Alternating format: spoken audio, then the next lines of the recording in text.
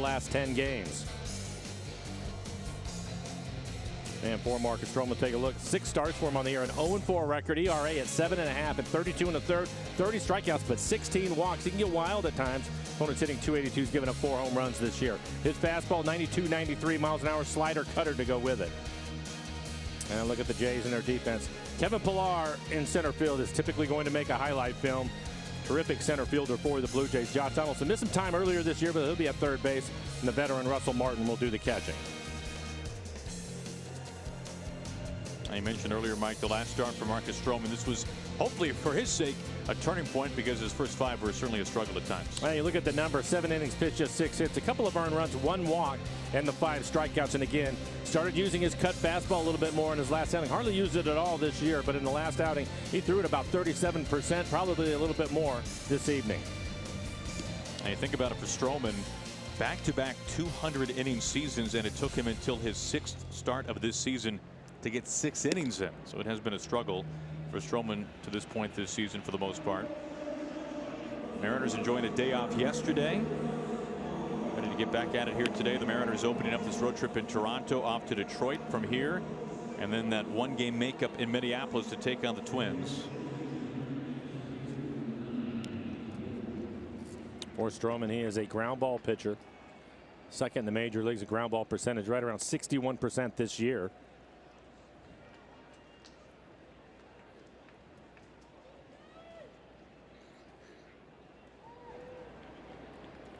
D. Gordon climbs in, all set to go.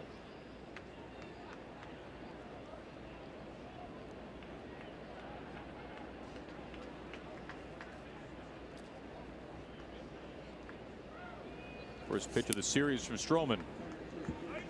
And it's ball 1 to D. Gordon. It really was a very pleasant day around Toronto. Temperatures in the low 60s with lots of sunshine, but roof closed tonight. In fact, the roof has not been open at any point this season. Sounds like it won't open until maybe the final days of this month. So it will be baseball in the great indoors here for the next 3 days.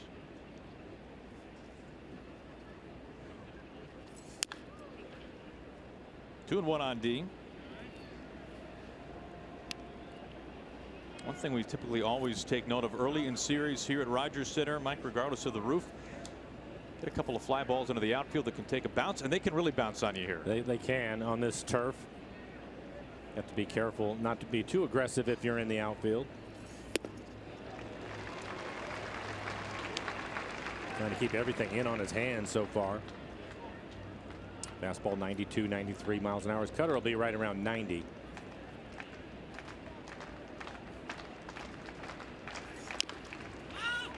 Rattled foul, 2-2 still.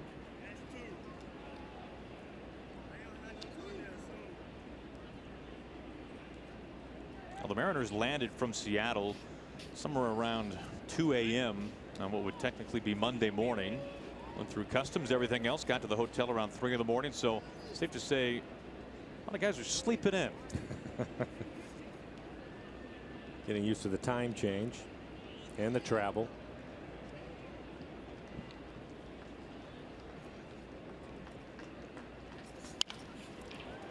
On to Yangervis Solarte, the second baseman. Round number 1.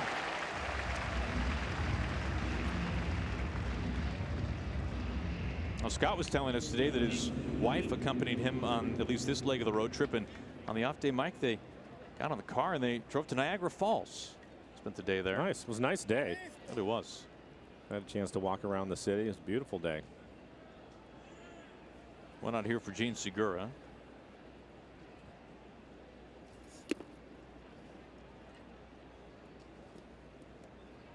Gene made an abrupt exit from Sunday's game at Safeco Field, finding out afterwards that he was suffering from a migraine, but he's doing much better now. And it was interesting hearing Scott say earlier today that on this road trip, technically a 3-city trip, although once again just that 1 game in Minneapolis, Scott will try to give Gene and also Cano and Seager a day off. Watch out, right back to Stroman. He hunts it down, and he gets Segura at first. That's a great play. He's a terrific athlete, and he showed it right there.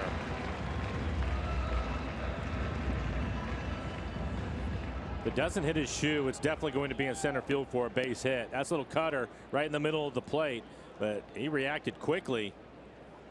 Strong, accurate throw to first. A little bit of off balance. You can see it. It gets him by a half a step.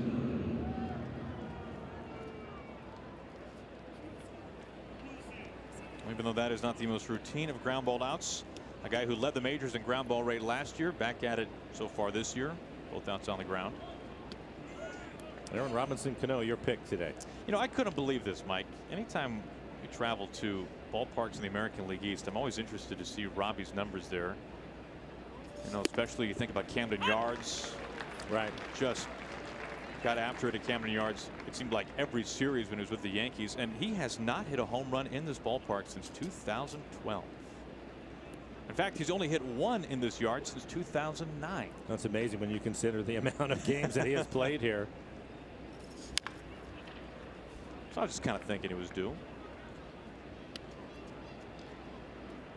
Always a good pick. I would say so. But I think that you're right. He is due.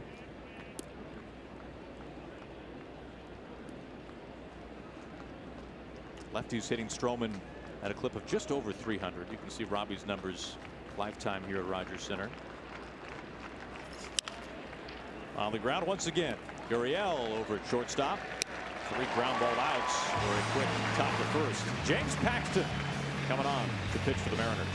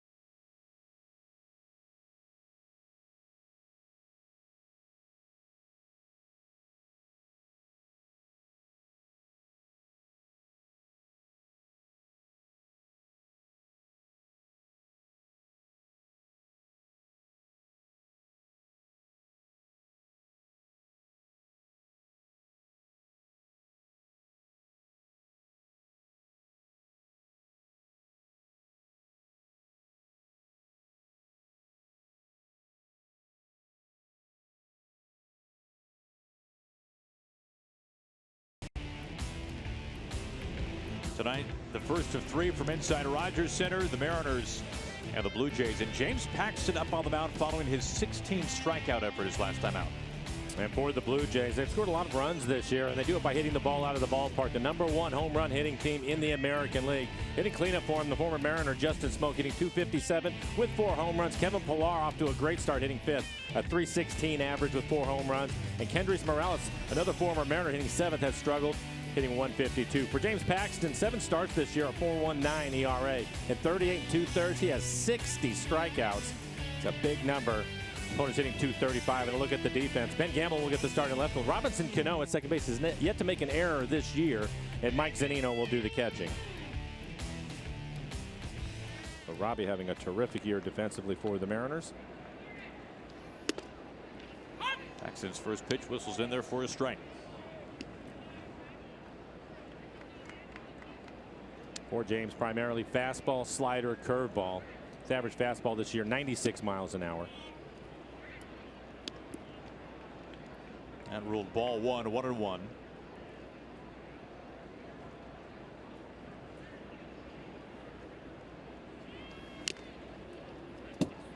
Paxton quickly 2 strikes on Hernandez. For James, 26 punch-outs over his last 13 innings. No pitcher in the big leagues has a higher strikeout per 9 than Paxton now.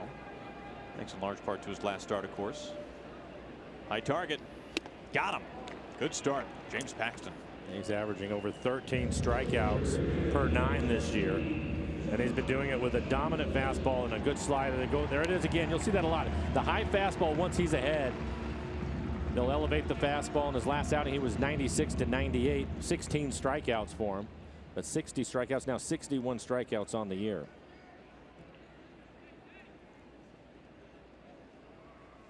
Josh Donaldson, just 17 games so far this year. Spent a lot of time with the disabled list because of a shoulder injury. Good numbers against Paxton.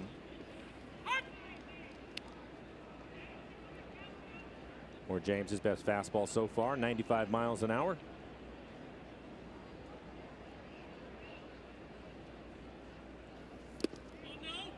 An appeal, he does not go. Of course, Donaldson, the MVP back in 2015, his first year in Toronto. Used to see him all the time at the A's.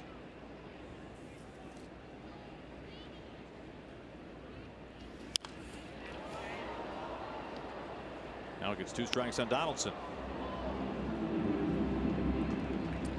A lot about James in his last outing and the strikeouts, 16 strikeouts and the dominant fastball. He had a very good slider in that outing.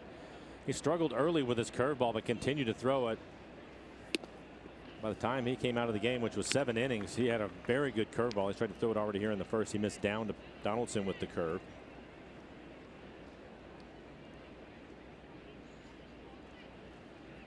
Here comes his 2-2. Swing and a miss for strike 3. Finished Hernandez with a fastball, gets Donaldson with that slider. Again, it's going to be elevated. They want this down. Typically throughout the game, that pitch he wants to throw to their back foot of the right-handed hitter, so he missed his location, but it's still a slider at 88 miles an hour to pick up another strikeout. Well, the swings and misses that we saw against James Paxton by the A's in his previous start, it was like literally something we haven't seen before. No, it's a special night for any pitcher when, as a hitter, you know what he's going to throw, and especially if it's a fastball and you still can't catch up to it. Breaks his bat out to center. Gordon charging, makes the catch, tumbles, gets on his feet to end the inning. Paxton with some help retires the side in order. I'm like, this is a second baseman out there.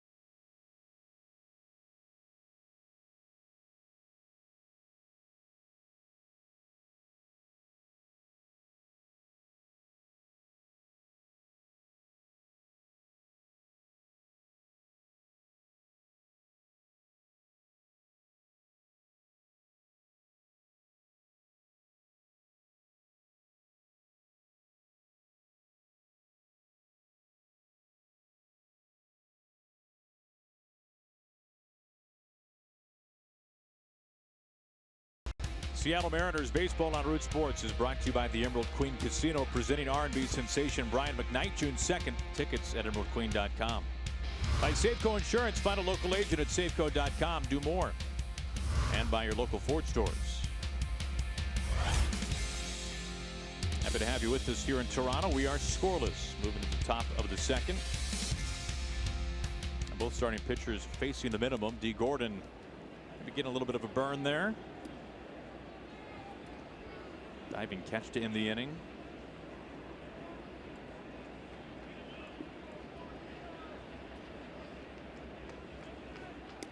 Middle part of the order due up for the Mariners. Here is Cruz.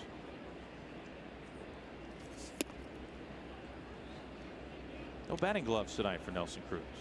He'll do that from time to time. Switch things up.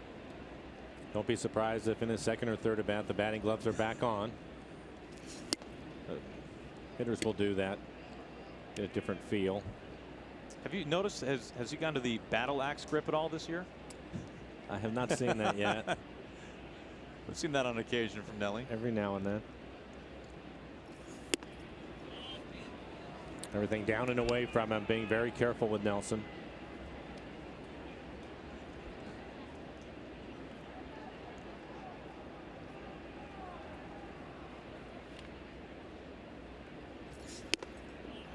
Four-pitch walk to begin the inning. Mariners have their first base runner. You can really point to walks as being an issue this year for Stroman. He's had a start of 4 walks. He's had a start of 5 walks. Overall, the walk to strikeout ratio not where he would like it. No, 32 innings, 16 walks on the year, and here's his first one tonight. So it's something that you hope the Mariners could take advantage of. Again, you have to be careful with him when you're hitting in situations. He'll walk guys because he always knows he can get a ground ball. He's one of the best ground ball pitchers in the league. His ground ball rate this year at 61%. Mariners are aware of that. So what are you trying to do? You're trying to get the ball up in the zone if you can, but if you fall behind, eventually you're going to have to hit a strike that's probably going to be down. You look at the batting average on the ground ball this year against him, it's 258. Line drives, fly ball, well over 500. So the goal is to try to get a pitch that you can hit in the air. Not the easiest thing to do when he's on his game. Really a pretty good cut fastball in the inside corner. James Hoy, our home plate umpire tonight, as Kyle's behind 0-2.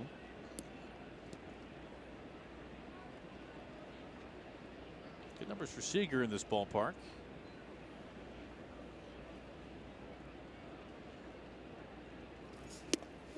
Strike 3 called. That pitch is in. Yep. Kyle doesn't like it, and I don't blame him. First strikeout for Stroman. He just stayed inside. Back-to-back pitches. The first one borderline on the corner. This one is in off the plate. It's tough as a hitter because you can see from that angle right there. It's a great view. Kyle's looking right down onto the plate, and he can see where that ball passes through. So I don't blame him for saying a few words. 1 out, 1 on for Haniger.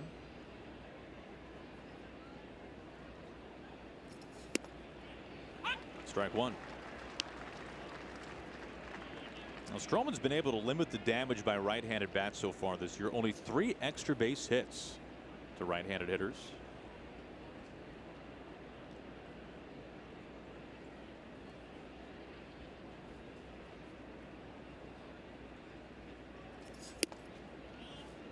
Missing away 1-1.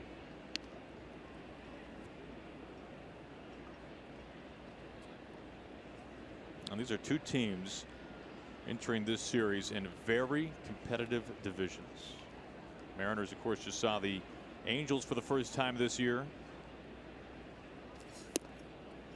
losing that series on Sunday, only the 2nd series loss of the season. The other series loss for the Mariners, of course, coming in a 4-game set to the first place team, the Houston Astros.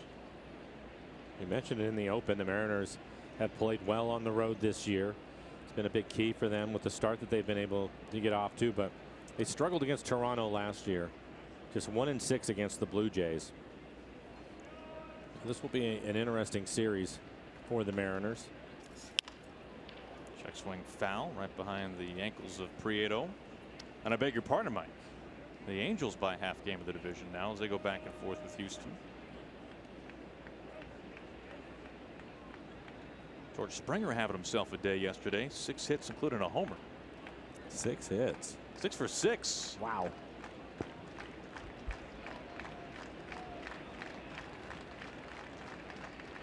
Cruz still out at first base.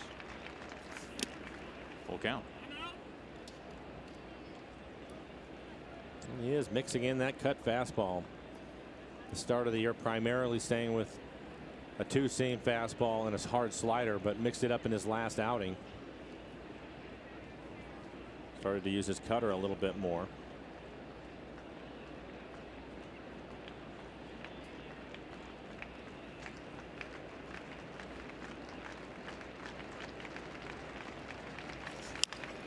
Three-two is chopped out to Gurriel. On to second, to first, not in time. Cruz cut down, 2 outs.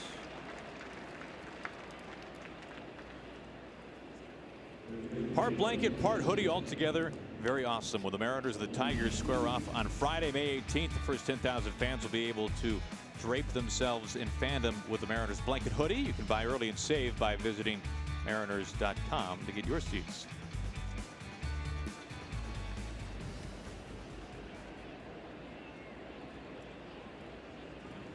Five home runs now for Ryan Healy after his blast on Sunday against Ohtani.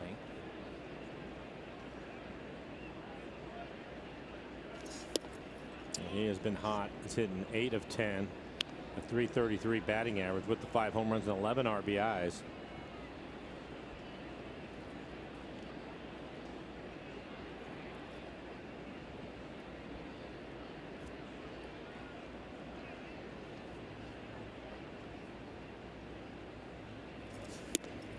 I mentioned it before about Ryan, but it's worth repeating. He's a guy that when we first met him this offseason after he was acquired, it's hard to imagine somebody being more excited to be a part of their new team. Obviously, a decision he had no part in to come to Seattle, but a guy who really fell in love with the Northwest during his time in Eugene in college.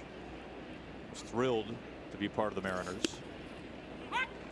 And for a California guy, Ryan has a strange love of the rain, which makes a lot of us very happy. Glad that he enjoys it. If you think about what his situation was, then all of a sudden his home field is Safeco. That helps. That's another big part of it, no doubt. But he said when he went to Eugene, easy Husky fans, I know, I'm sitting next to one of them, but he went to Eugene because he wanted to go to a small college town. He wanted to get out of California a little bit, get up the coast. And he finds himself in a very similar neck of the woods these days. Soft ground ball. Donaldson can't hold on. Mariners have a couple on base. All this home run talk for Ryan Healy. He gets an infield base hit. It'll be the first hit for the Mariners. See how deep Donaldson is playing. Very good defensive third baseman. Goes for the backhand and is not able to handle it. It's the only play that he had if he was going to try to throw him out. That'll be an infield hit. However, and I would think the amount of time, the years now that you have spent in the Northwest, you have to be getting used to the rain. Oh, I love the rain, but why do you think I took the job, Mike? Let me tell you. As Zanino looks at ball one, after spending 2 years in the Texas League, in the Dallas-Fort Worth area, I was craving rain. So I find myself right at home.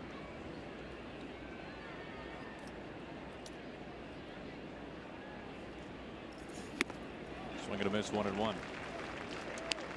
In fact, when I was in San Antonio on a road trip with the Rangers AA team, Mike, this is the honest to goodness truth. I bought on iTunes, I spent $9.99 for a rain soundtrack of nothing but thunderstorms to close the drapes in my San Antonio Holiday Inn and make it feel like it was not 110 degrees outside.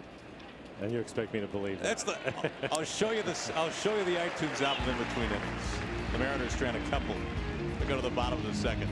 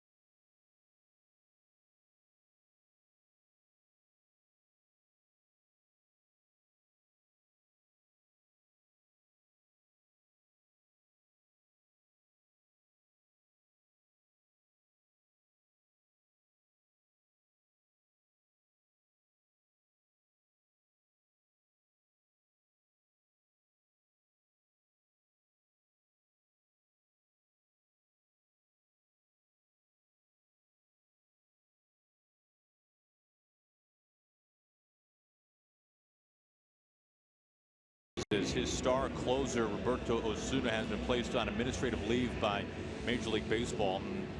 And MLB said in a statement that it takes all allegations very seriously. Of course, this is regarding an alleged assault on a woman, according to the Toronto Police Department. It's something they are currently investigating. The Blue Jays are very supportive in the police department's decision, as Osuna was arrested earlier this morning. See how that impacts things, especially possibly late in the game, each one of these games of the series. And Smoke looks at strike one.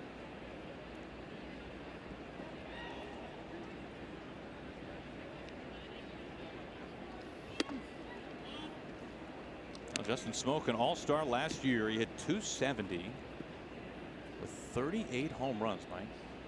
It was a great year for him. You have to remember, for Justin, it was a first-round pick. Because of the way that he was able to swing the bat, it just took him a little while and has been able to figure things out. Off to a solid start this year, hitting .257 with 4 home runs. A tremendous year last year. Backhand deep. Segura takes his time. Now number 1. Well, head of the Ford Sports Desk, Angie, what's happening?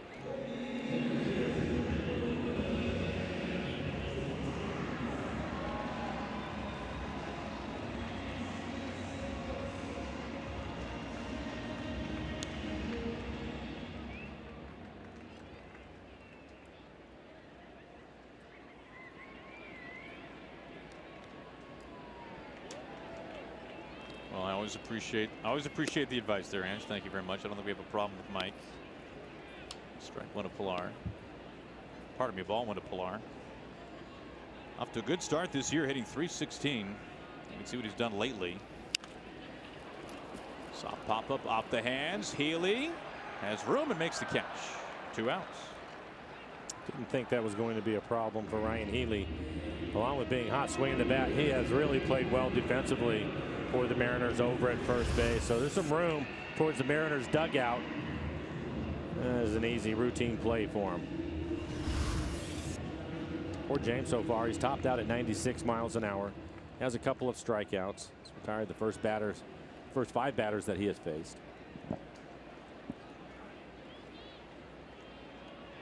Facing the catcher, Russell Martin. Check swing foul.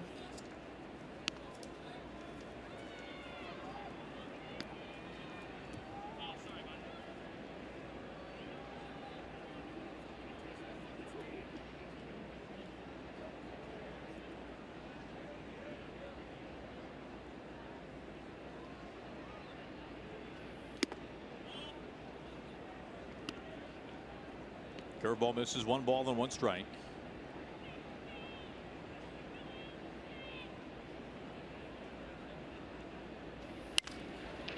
Quick ground ball gets out to Robbie. It's been 6 up, 6 down for James Paxton. We're off to the 3rd, scoreless.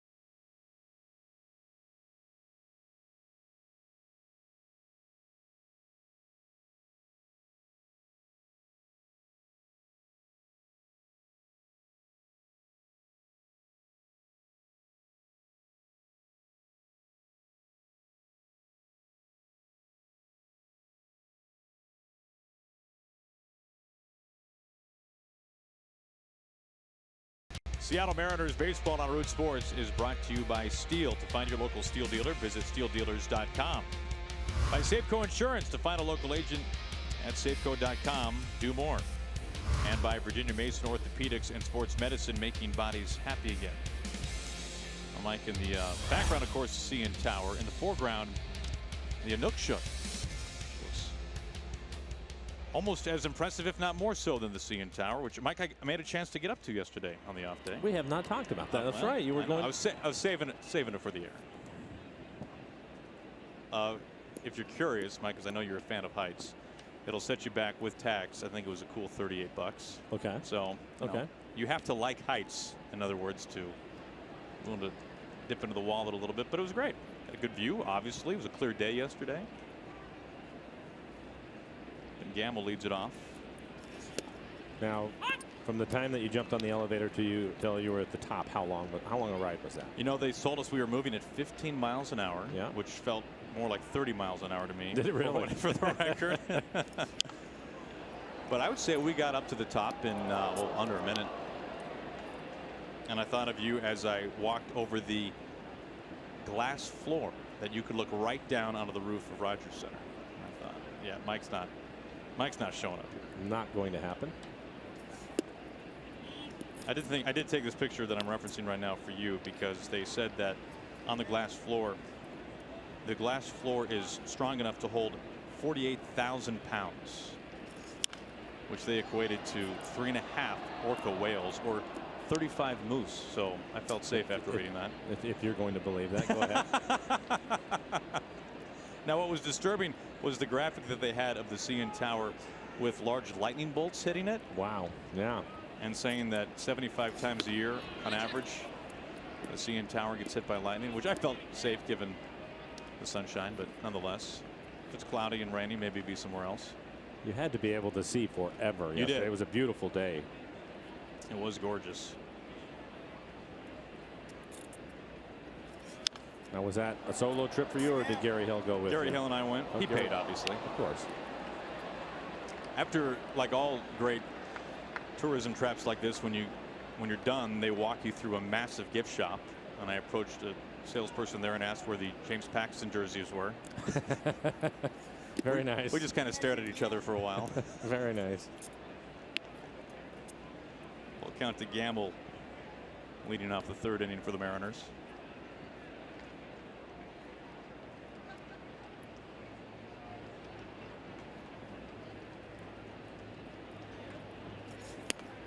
Second walk from Stroman. Both have begun an inning.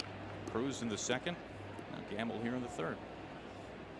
Well, now through June 3rd, fans ride free to and from the Mariners game on Link Light Rail. Show your ticket to the game for a round-trip ride on the Link, courtesy of the Mariners. The improved stadium station is just 15 minutes from the UW station and 33 from Angle Link. You can visit mariners.com/go to find more information.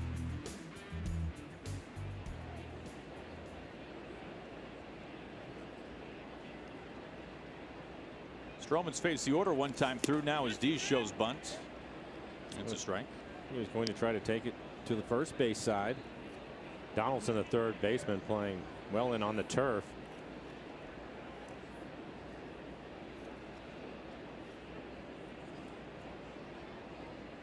These numbers on the year: .341 batting average. He has been terrific for the Mariners.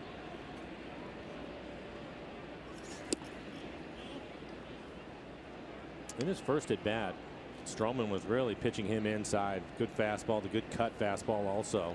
Talked about Stroman being a ground ball pitcher. Well, there's a pretty big hole on the right side of the infield now with Gamble at first and Smoke having to hold him on. That rides high, 2-1.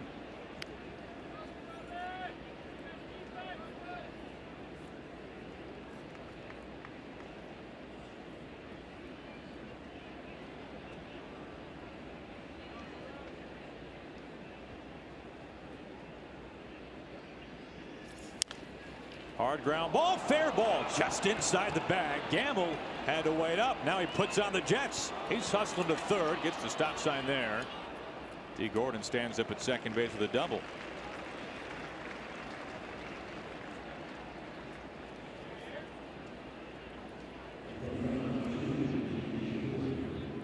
Well, smart hitting, set up inside again. That's the way they were able to give him the ground out the first time. This time he's able to get the barrel to it and hit it right down the line. Ben wasn't sure it was going to be fair or foul. Luckily, he looked over his shoulder and saw the umpire signal that it was a fair ball. As he cruises into third, and a great situation for the Mariners with Segura hitting.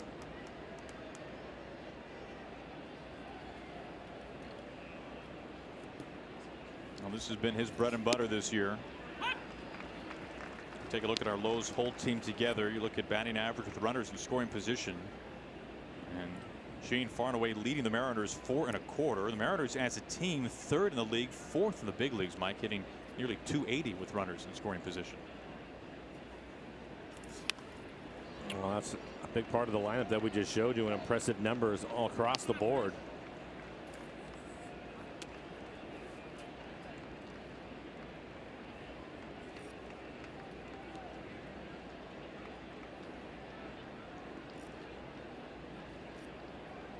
Look at the defense. Donaldson, the third baseman, even with the bag at third. So anything but a grounder to third should score. Gamble.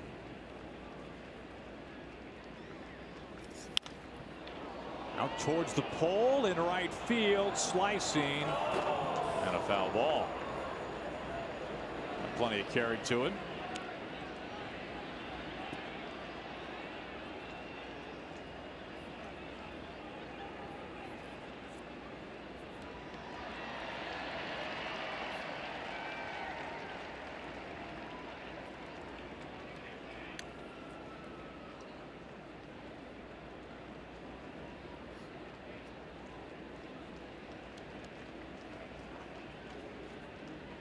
Another 0-2.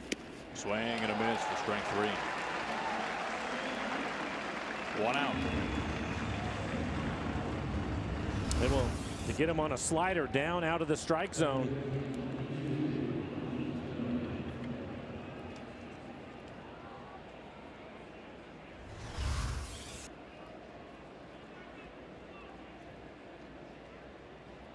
Chance for Robbie to do some damage. Next pitch will be number 50 already for Stroman.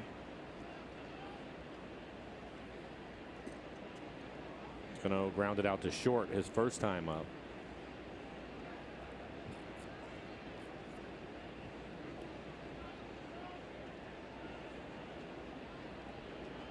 Plenty of speed on the base paths. Gamble at third, Gordon at second.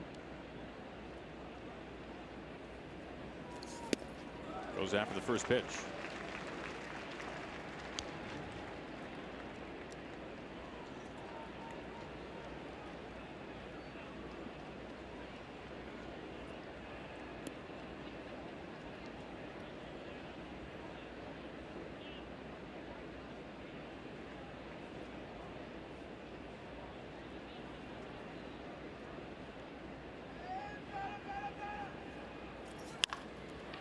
Out to Smoke.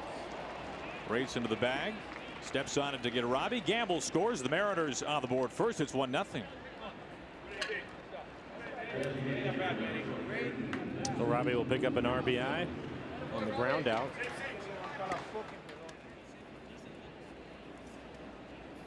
It's great to see the Mariners score early. Mentioned it with the Blue Jays. Very good bullpen. So you want to have a lead, especially with the way that James is throwing the ball.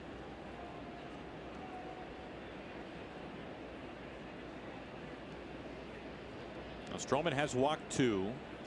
One of those was to Nelson Cruz on 4 pitches earlier.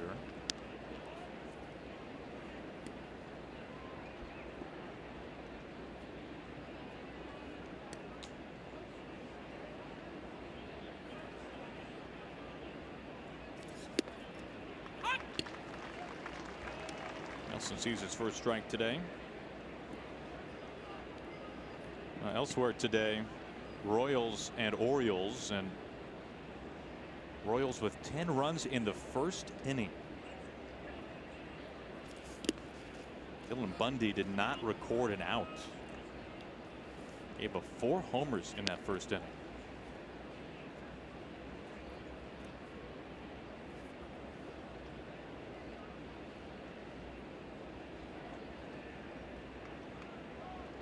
Danny Duffy won't see that kind of run support for the rest of his life.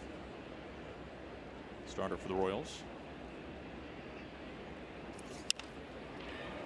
And to right center and dropping quickly in for a base hit in front of Hernandez. D comes in to score. And the Mariners take a 2-0 lead thanks to Nelson Cruz.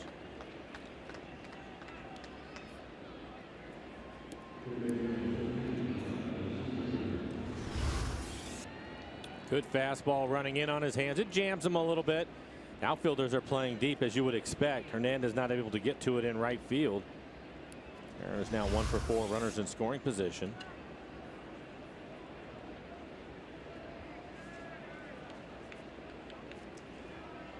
Two outs, 2 in. Here is Seager. Seager not pleased with his previous at bat when he was called out on strikes on a pitch that was inside. The second strike in that at bat was borderline, and then the third strike that he ended up taking was in off the plate.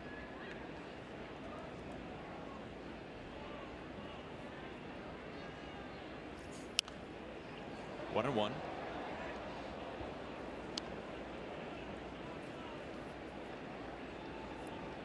Now the next pitch will be the 25th this inning for Stroman.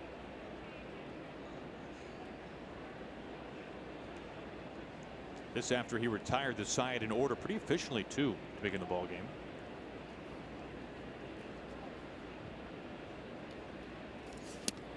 Jackknifed again.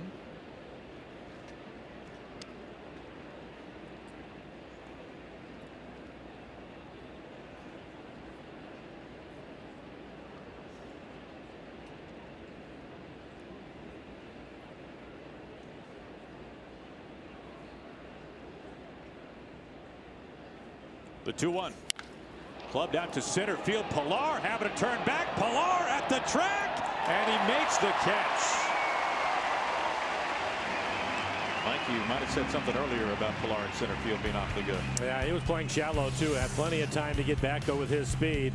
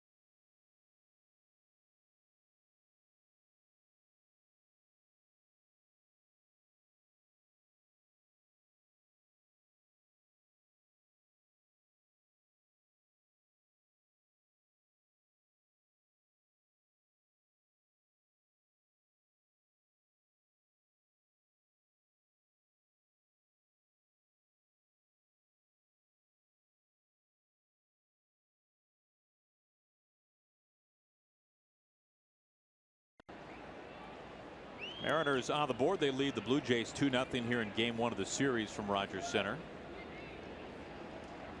And old friend Kendrys Morales leads it off for Toronto. Mike, we touched on it earlier, but the amount of swings and misses we saw from James Paxton, the stuff that he had that night. Yeah. We could go the rest of the season and not see a pitcher either for the Mariners or for the opposing side have what he had. You're absolutely right about that. I think when you look at his four-seam fastball and his ability to pitch at the top of the strike zone, it was really special. And James, after the game, was talking about it, and he said he could tell in the first inning there was something different about his fastball. We've seen him throw 96 to 98 before, but he was just talking about the way he had a good extension on it, the spin rate of his fastball, the life that it had on the hitters. He just could tell that it was something a little bit different, and that's pretty unique for a pitcher to recognize that right away in the first, because it's something that we talk about with all quality pitchers, the first inning, and what they're going to do. He'll lose Morales here, but it was one of those things where I like the fact that he was pitching at the top of the zone with that velocity and that type of fastball on that night. And look, the game has changed. I was asked today, what would you have done in those instances of that game? And I told him, well, I would have taken every one of them. If you were the A's, you mean? If it was up just me, myself, as a former player, at that time, I would have taken every pitch, because when you're typically facing somebody that has plus velocity, it's difficult to catch up to it at the top. You see it out of his hand, but it's hard to get to it at the top of the zone. And so you train yourself to get the ball down in the zone. In today's game, these hitters are looking for something up in the zone and trying to elevate the ball. Well, if a guy has a fastball like James at 98, you're going to be in big trouble. And that's the difference in today's game. And I think that's why you're seeing pitchers use their breaking ball more, especially early, and then trying to finish hitters with that good fastball at the top of the zone. That is the pitch now in baseball, the elevated fastball.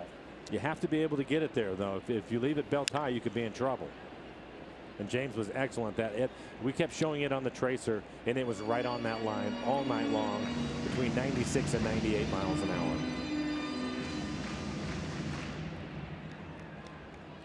I had a Gurriel 0-2.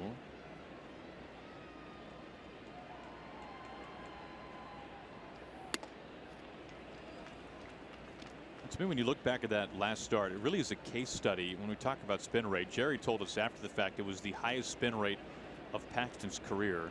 But it's interesting because we've seen James hit those velocities time and time again before his last start. Gordon angling back, nearing the track, has space. Now number one. One out, one on. I think this is on a slider. Plenty of room for D. Gordon to get back. But you think about it, we've seen James throw 98, we've seen him throw 100 before, but there was something about the 96 to 98 that was different last night. You mentioned the extension, the spin rate we saw from James, and I know that's when you see a major league hitter say, yeah, I've seen him at 98, but it was just different tonight, and it sounds like that's the reason why. Well, that's exactly the reason why. You can see that right there. That's a strike at the top of the zone. Didn't get the call. But it's so difficult to try to hit that pitch. Even at 95 right there, you're not going to get to it. And one of the things that has changed in this game is the umpires. It didn't happen there, but most of the time they will call that pitch a strike, so you have to swing at it. Another one at the top of the zone. And I can't imagine, when you talk about all these different things, the spin rate and extension, all that, with Randy Johnson on the mound, and all of a sudden you got to cover the top of the strike zone with him throwing 100 miles an hour and then lay off of that slider that's going to be in the dirt. It would have been impossible. And that's pretty much what we saw from James. It was basically fastball, slider, curveball at the top of the zone, not getting the call again from James Hoy, the home plate umpire. So yeah, it was a rough night for the hitters, and they knew what he was going to do, and they couldn't do anything about it.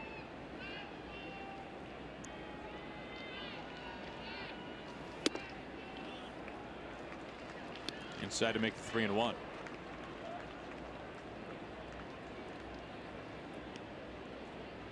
One out, one on. The 4-pitch walk to Morales to begin this inning.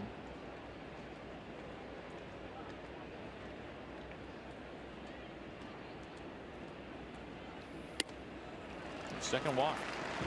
Some pitches that were not called his way.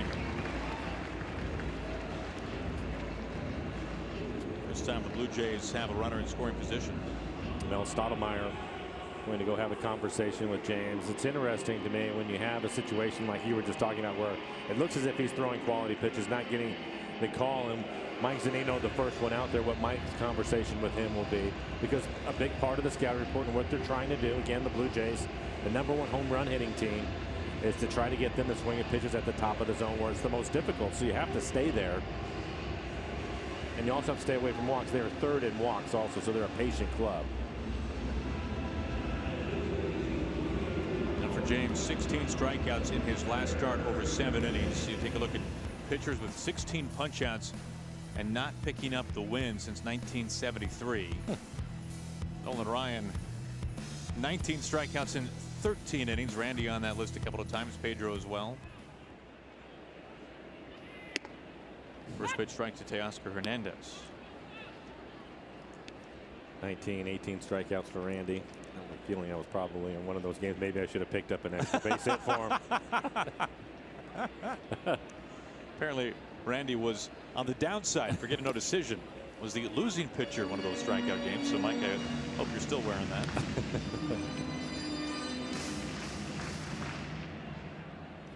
Hernandez, 5 home runs. He's the go-ahead run at the plate.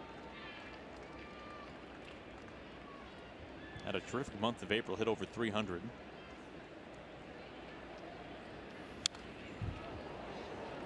Bounce back 96.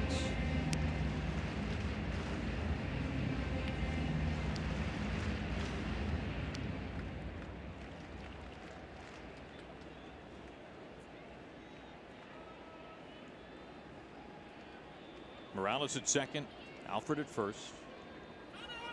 Time call.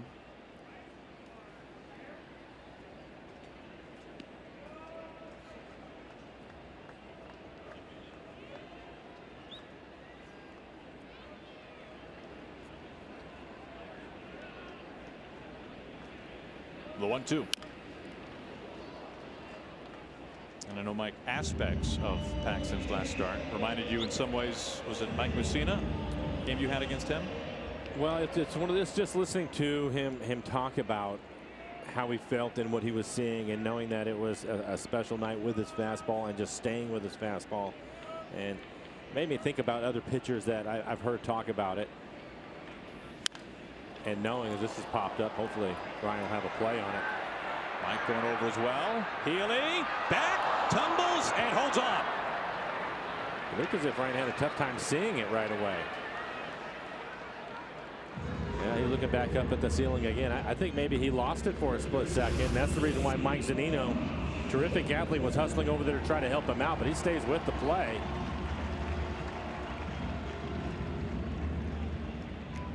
And a good adjustment. Yeah, there we go, right back up into the ceiling. Yeah, it can happen.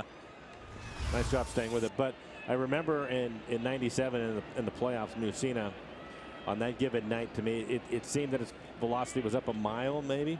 So a normal 92, maybe he was throwing 93. But the life that he had and the break that he had on his curveball was just different. And he talked about it after the game, so similar in that respect. Quick ending to the bottom of the third. Paxton strands a couple.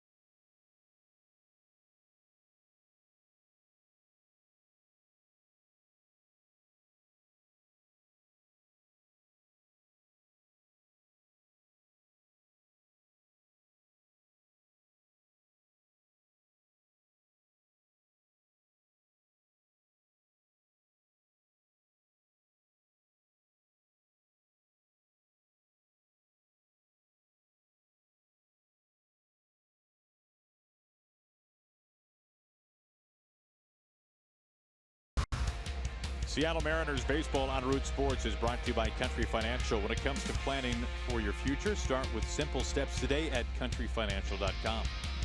And by the National Electrical Contractors Association Cascade Chapter, investing in our future.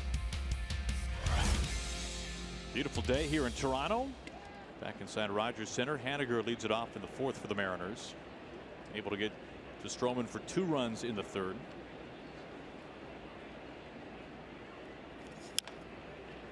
Fouls off the first pitch for strike one.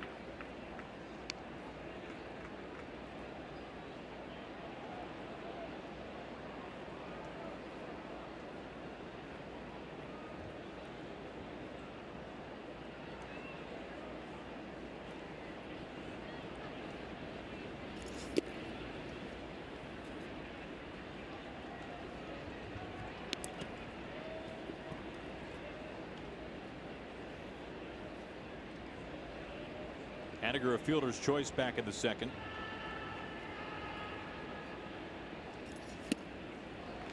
And behind 1-2.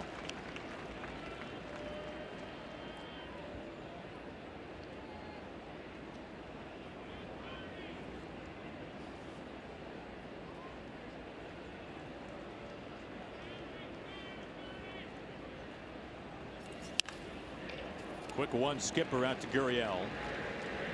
One down.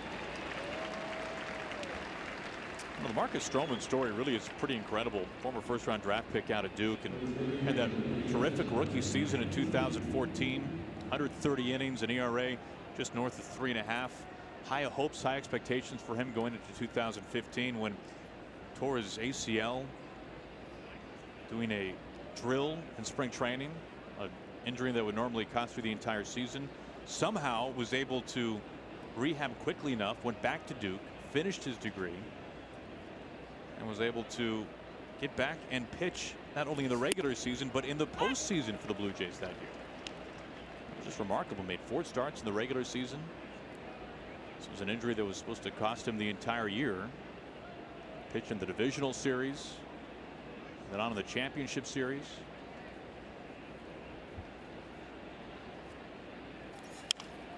Off the fist, dropping in, base hit Ryan Healy. He's 2 for 2.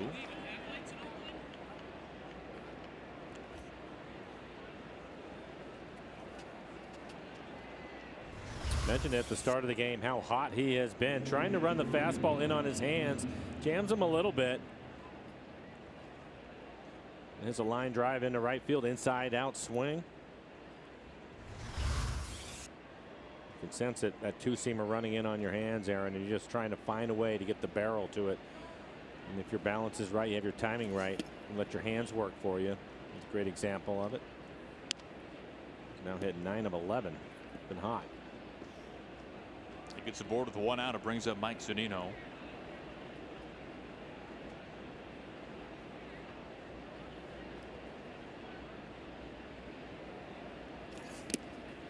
And the dirt, 2-0.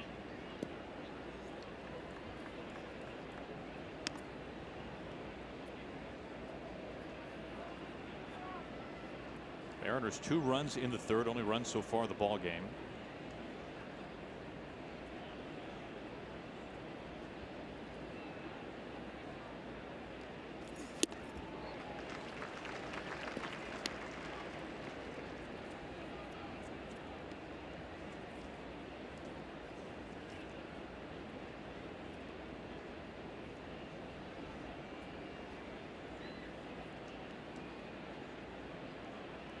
Stroman's 2-1. Shot the opposite way. This is carrying back, gone! Home run, Mike Zunino. That is a big boy opposite field blast. And the Mariners have taken a 4-0 lead. Number 5 for the Mariners catcher.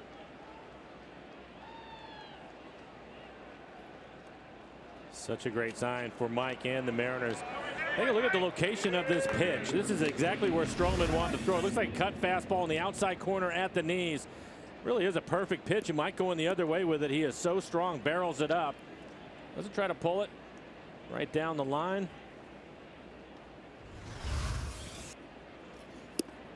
Mike, that's an impressive home run. I can't help but laugh when you compare that to his previous home run. I mean, can you draw up 2 more opposite home runs than that? Yeah, you're probably right, but again, that is a great sign. Tight to the line, backhand smoke, bobbled, Gamble racing, and he's in there, thrown away. Gamble galloping into second base.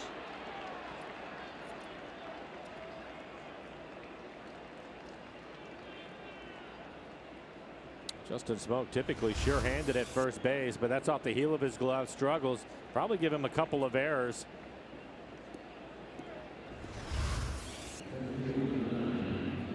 for kicking it and then an error for throwing it away.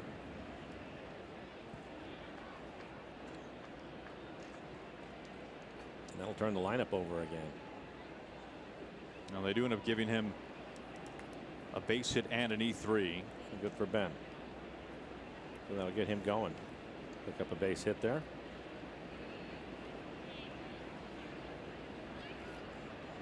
And steps D. First pitch back to Smoke. Ricochets off of him. D bursts into first. And he's out. Get to Solarte quickly. Gamble now into third.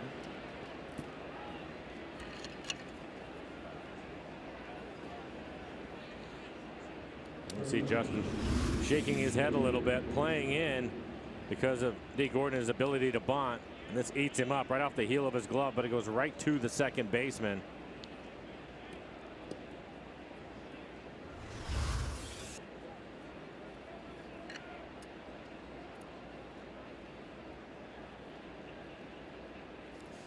Segura loops this out to right field. Teoscar Hernandez comes in to make the catch. Gamble left at third base, but a 2-run homer. Mike Zunino has given the Mariners a 4-0 lead.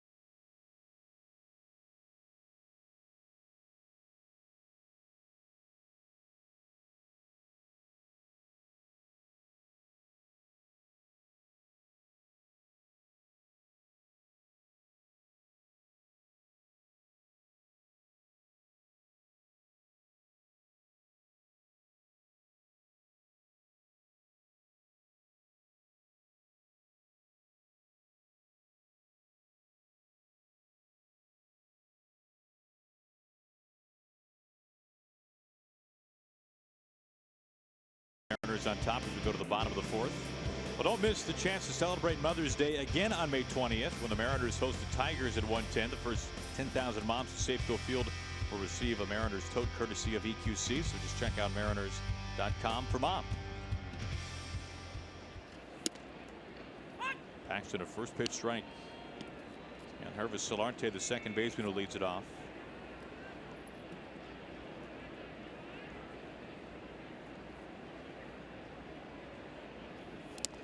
Oh, 0-2.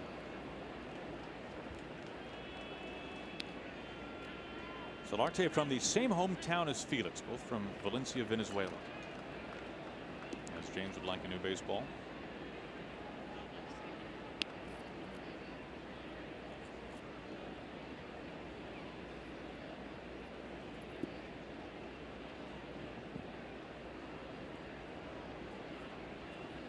Paxton's 0-2. Swing and a miss. Strike 3. Doubles up on the curve. First strikeout for James since the first inning, believe it or not.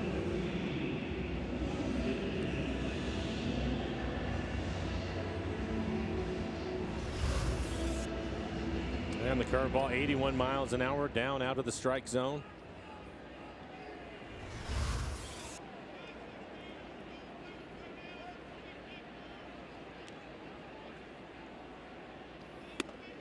Ball one to Smoke.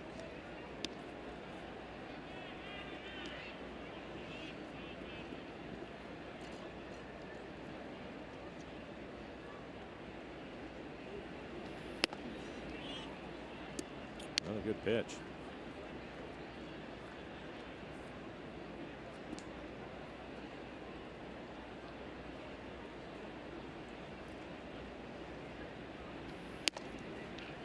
Off the plate to make it 3-0. News of the day around the majors: Matt Harvey being dealt to Cincinnati. Catcher Devin Mesoraco headed to New York.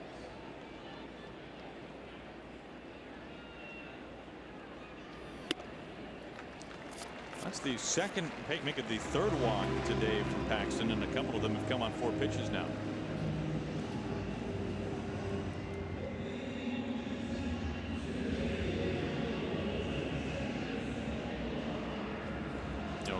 Mike making a trip out there, just telling him to stay aggressive in the strike zone with the good fastball. 4-run lead. Zunino, the 2-run homer. The Mariners 2 runs in the third as well. RBIs from Cano and Cruz. Here's Pilar.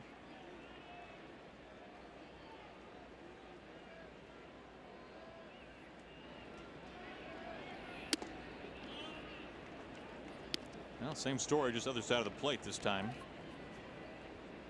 1-0.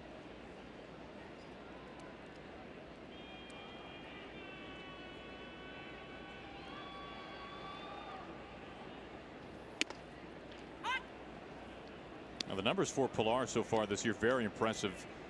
On Sunday picked up a couple of doubles, now tied for the major league lead with 15.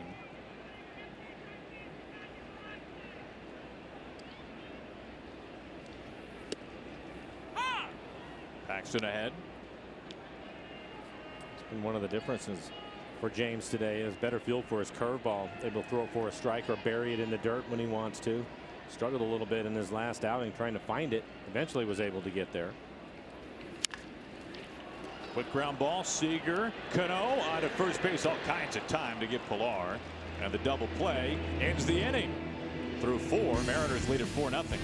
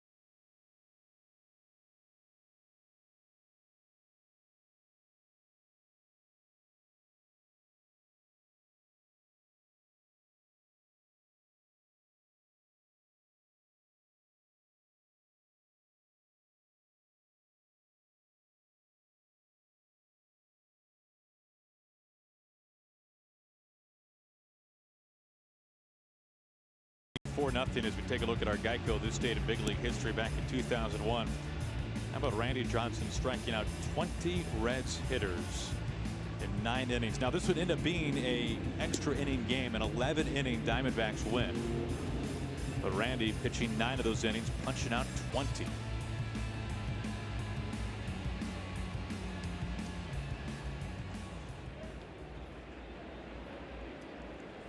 Cano leads it off in the 5th. Drove in a run on a ground out his last time at the plate.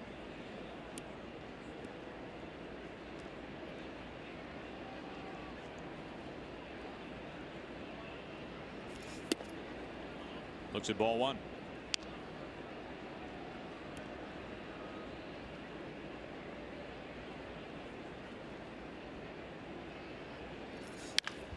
This is scorched right field. Cano, his first hit. Begins the 5th. Third inning in a row that the Mariners have been able to get the leadoff hitter on. Pardon me, there was a ground out back in the fourth, but it was the next hitter with a base hit. But a solid line drive for Robinson Cano. He's been as steady and consistent as anybody in the lineup this year.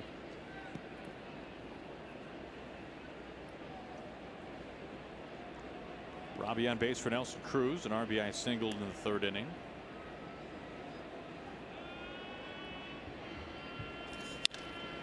I don't know, Mike. No batting gloves aboard for the third time. A walk, a ribby, a couple of base hits. I think he's going to stay with it. I don't see him changing, Aaron. Cano at his second base. First two. We noticed Nelson not having any batting gloves at the start of the game, and now a couple of hits, including an RBI. Every now and then he'll change and go back to the batting gloves during the game, but I don't think that's going to happen today. Kyle Seager hit the ball hard his last time up. Pilar, the center fielder, making a jumping catch up against the fence.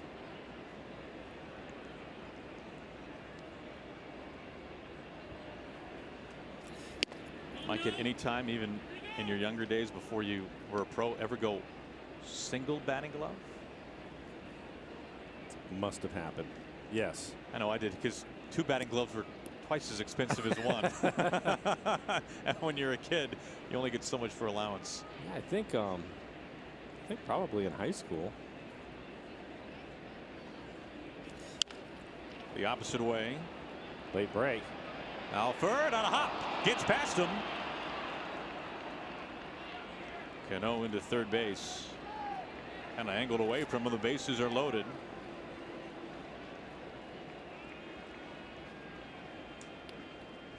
All the outfielders are playing deep. And Alford hesitated a little bit and wasn't able to get to it. Ball spinning sideways. Well, the base is loaded and nobody out. I believe my first batting glove was actually a golf glove. Oh, hey, Hawk. And I think it probably lasted a day. A little thin. But yeah, I'm pretty sure it was just for one hand.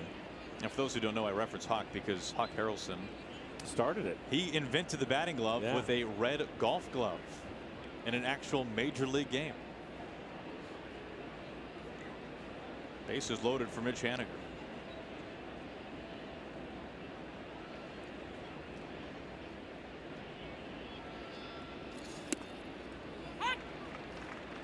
And for Hawk, he hit not one but two home runs in that game. So the batting glove was most certainly born. I believe it was the next day that the Yankees came out and all of them wearing batting gloves. They all had red golf gloves on.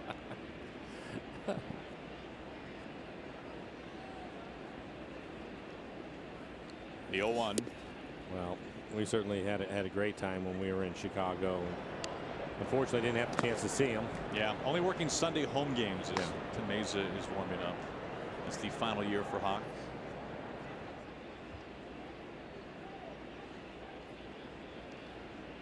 Nobody out, bases loaded.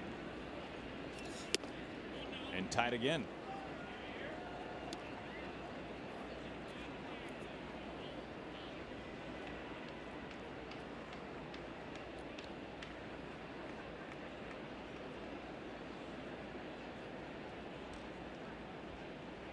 Haniger ahead. The 2-1. Into center field. Pilar, chest high. Cano tagging. The throw up the line. Robbie slides across home, and it's now 5-0 Mariners.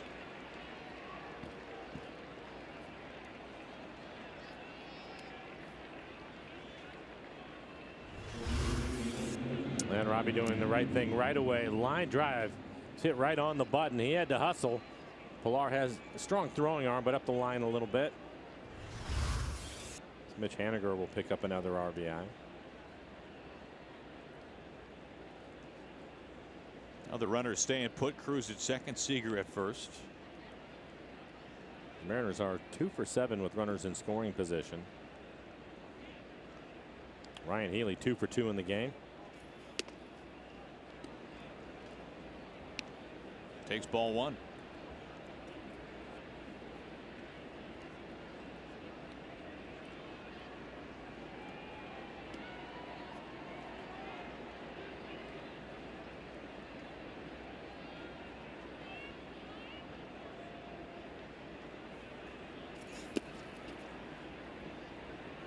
So Martin keeping an eye on Seager at first base. Healy ahead 2-0 now.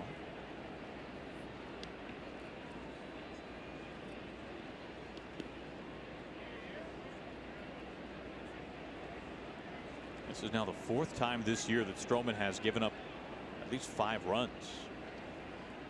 Chance for the Mariners to get plenty more. Out of Martin's glove. Runners staying put.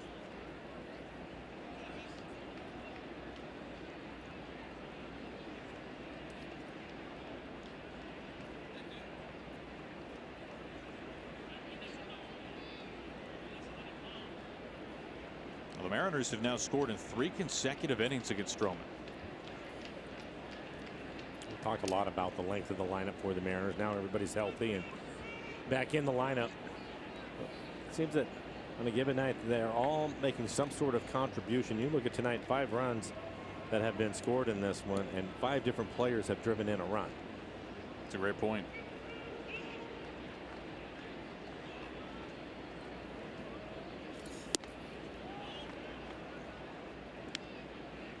Now 3-1. Now it could be anybody.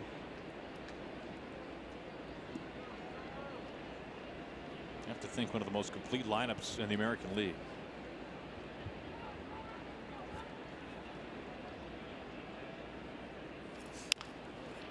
Chopper to Donaldson, waist high, a little high and wide to second. Healy able to leg it out.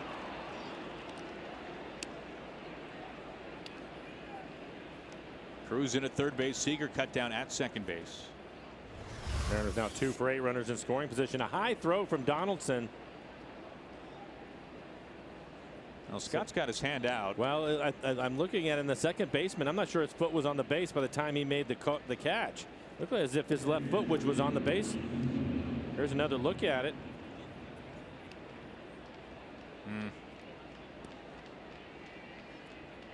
How long are those spikes, Mike? Well, apparently long enough. They're not going to challenge it. Zunino on the first pitch, a club out to left field, but in front of the track. And Alford makes the catch to end the inning. Mariners grab another run. It's 5-0 Seattle.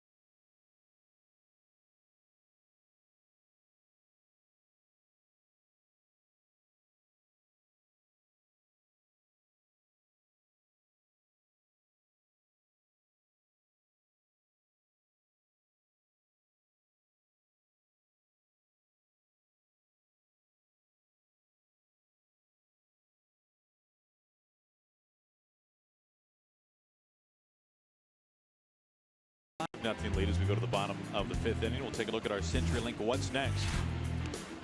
Wade LeBlanc making his second start of the year for the Mariners. 4 scoreless his last time out at home against the A's. Went up against Jaime Garcia, off to a rough start. 11 earned over 8 1/3 his previous 2 starts combined. Our coverage beginning at 3:30 in the afternoon. Hope you can be with us tomorrow for the middle game of this series. You mentioned it, Wade really pitched well. Look for him to get a little bit deeper in the game tomorrow. Taking over in the rotation for Ramirez. Russell Martin on the first pitch, pops it up. Robbie making sure everybody steers clear. Like the Segura ran over there. What? Say what? Wow. As soon as the ball was hit straight up in the air, everybody knew it was going to catch it. And that was going to be Robbie as he smiles about it. But Gene was giving him a hard time.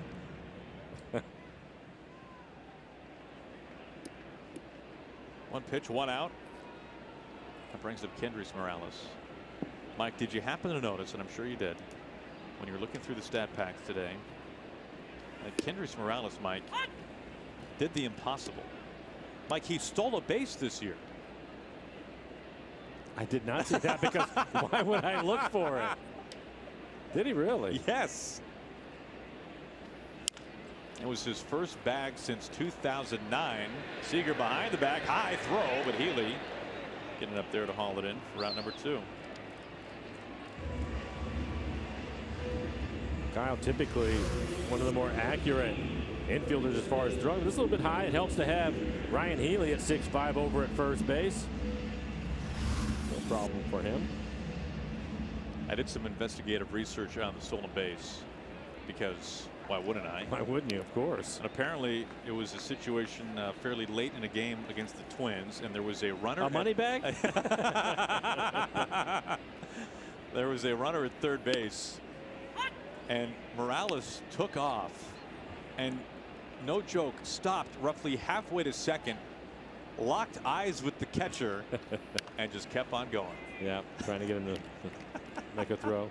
Well, since you gave me that news, I had to go look at the stats right away and make sure. You don't believe me? Well, no, I believe you. I just wanted to see if maybe Smokey had one as well. I'd have to talk to him about that tomorrow. Ground ball hopping its way out to Segura. Throw in time to first base. 5 very strong innings from James Paxton.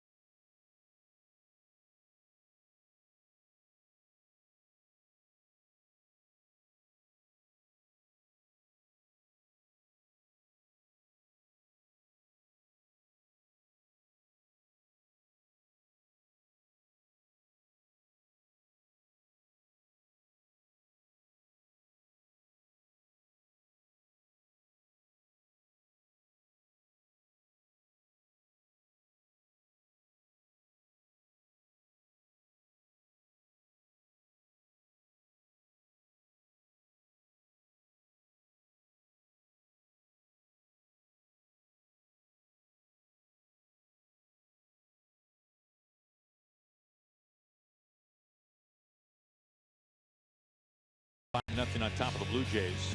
The Orca card is all you need to ride the Saturn train, Link Light Rail, buses, ferries, and streetcars. You can learn more at getorcasmart.org.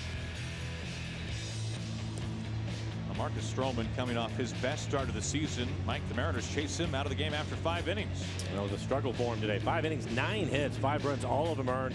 Couple of walks, couple of strikeouts, 88 pitches overall. Gave up a home run to Mike Zunino. Tim Mazzo, one of 2 left-handers in John Gibbons' bullpen, on for just the 5th time this year. 1-0 record, a 4.91 ERA, 5 strikeouts, 1 walk, and 3 2/3. Good fastball at 95 miles an hour and a slider.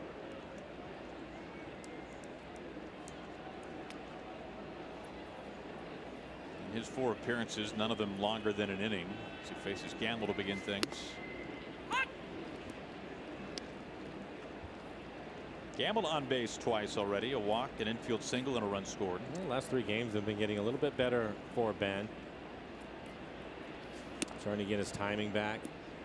Feel a little bit better about things, picking up his base hits now.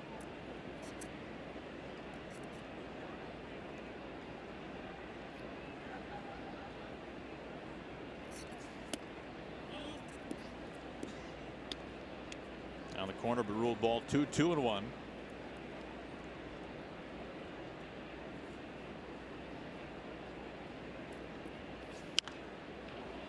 Evens up 2 apiece.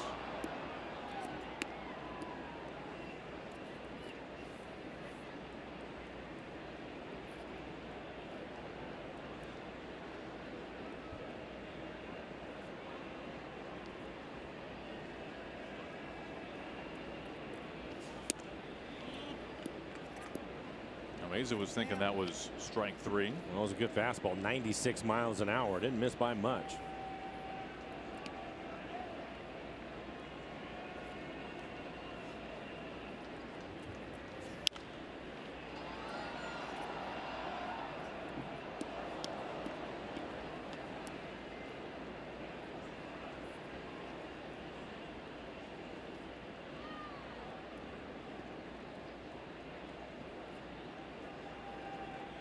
Another 3-2.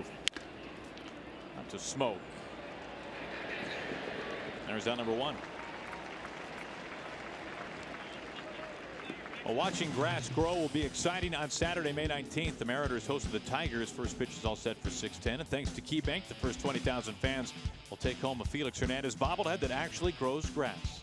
You can pick up your tickets by going to Mariners.com.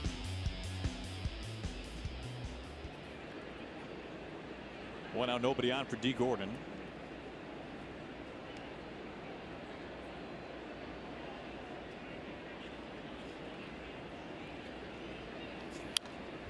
Talking about that homestand coming up, the Rangers and the Tigers. Of course, the Mariners are off to Detroit after this series. 2 more games after tonight, but the Mariners see the Tigers 7 times in the span of roughly 10 days. A little over that, and then no more Tigers. They're going to roll into June, and I think if they're not done, close to being done with the Central altogether. All right, seen the Royals once. Twins. This is into center field, base hit. 2-hit night for D. Nothing new there. Mariners will see the Twins at the end of this trip. The reschedule of the postponed game back on April 8th. The Mariners calendar on the 14th. You can see that makeup game against the Twins. 2 games against the Rangers, and then there's that weekend series against the Tigers. And then the Twins come in towards the end of the month to finish things up with them.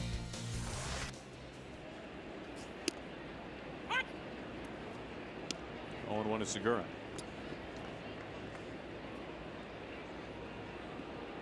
D. Gordon leading baseball with 14 stolen bases.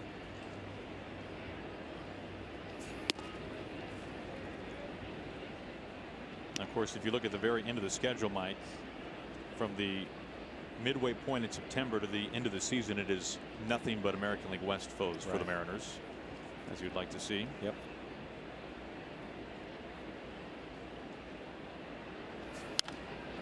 One and 2.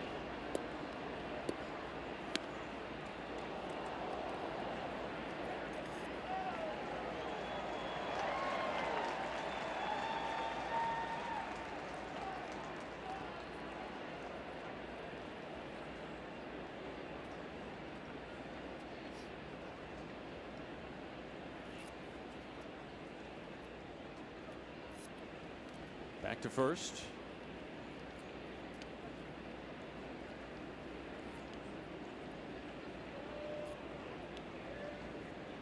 Both teams entering tonight's series with 19 wins on the season.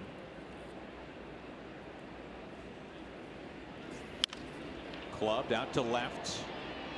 Alford over towards the gap in front of the track. Round number 2, D chugging into second base. He slides in. Aggressive base running D. Gordon. He's safe. 2 outs and a man in scoring position. This copyrighted telecast is presented by authority of the Seattle Mariners and may not be reproduced or retransmitted in any form. The accounts and descriptions of this game may not be disseminated without the express written consent of the Seattle Mariners.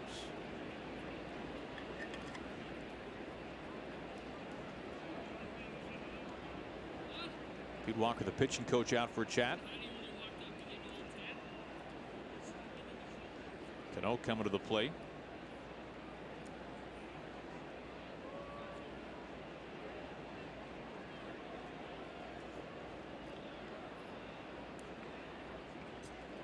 Mariners trying to score for the 4th consecutive inning. Robbie is 1 for 3. Picked up an RBI and scored a run. Jake Petrichka getting loose. Cruz is on deck.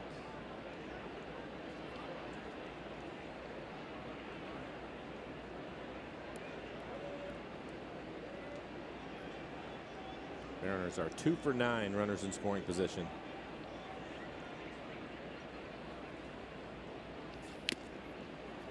Foul tip to the glove of Russell Martin.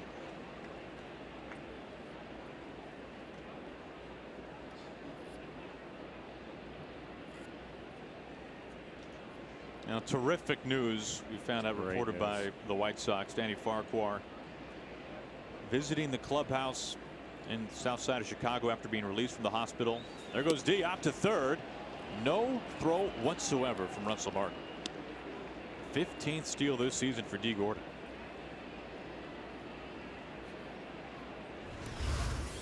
They're not going to pay attention to him. He'll take it. It's an easy steal.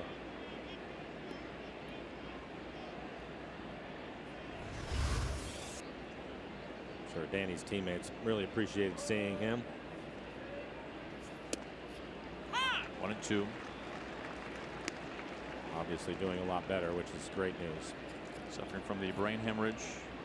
That's tremendous news. What a wonderful family he has. We got to know Danny obviously very well, and his wife Lexi and his daughters during his time in Seattle. The 1-2. Good stop by Russell Martin.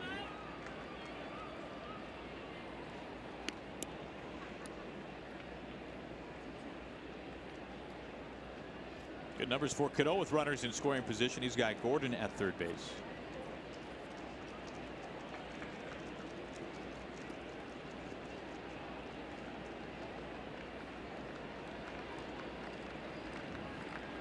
The 2-2. Full count. Keeps bouncing that slider up there. Russell Martin able to block it a couple of times. Just saw D. Gordon stealing third. If the ball gets away from Russell, you have to move too far for D to take a chance to try to score on it.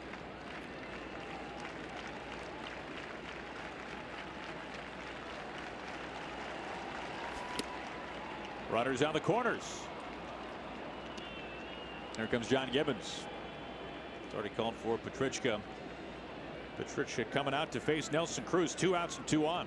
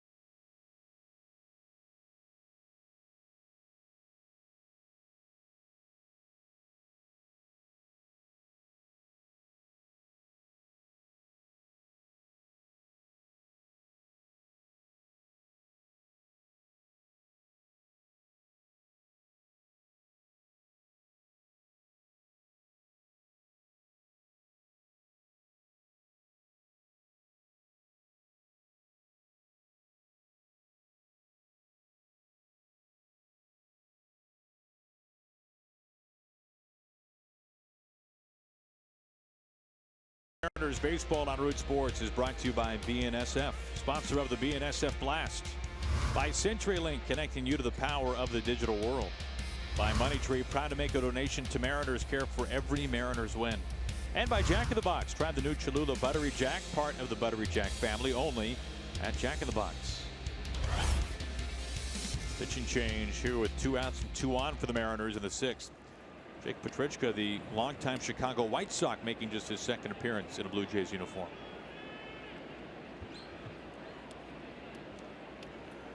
They will face Nelson Cruz. Nelson having a good night. Been on base all 3 times, a walk. A couple of base hits for him. He's also picked up an RBI.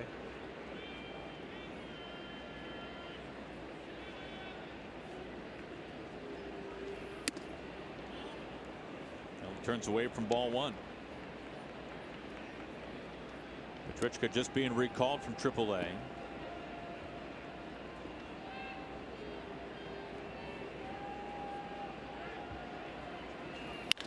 Hard hit grounder. Donaldson spins, throws to second in the inning. Mariners strand a couple. We'll go to the bottom of the 6th. Mariners on top.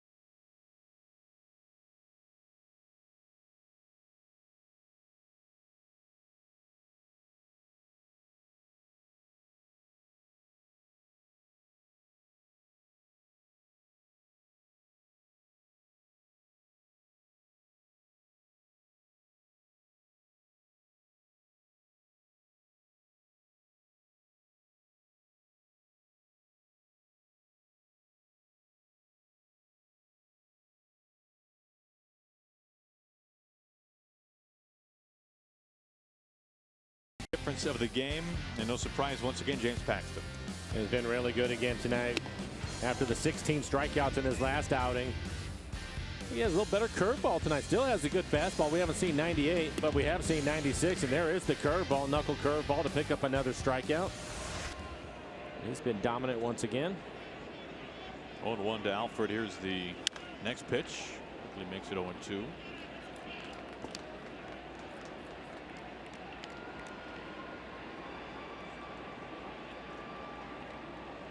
Very efficient so far.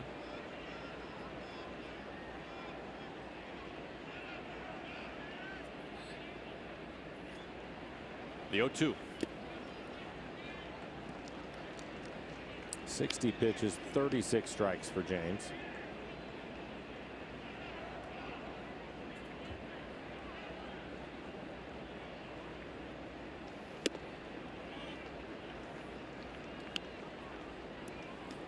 Paxton has faced the minimum in 4 of the first 5 innings. Working with a 5-0 lead.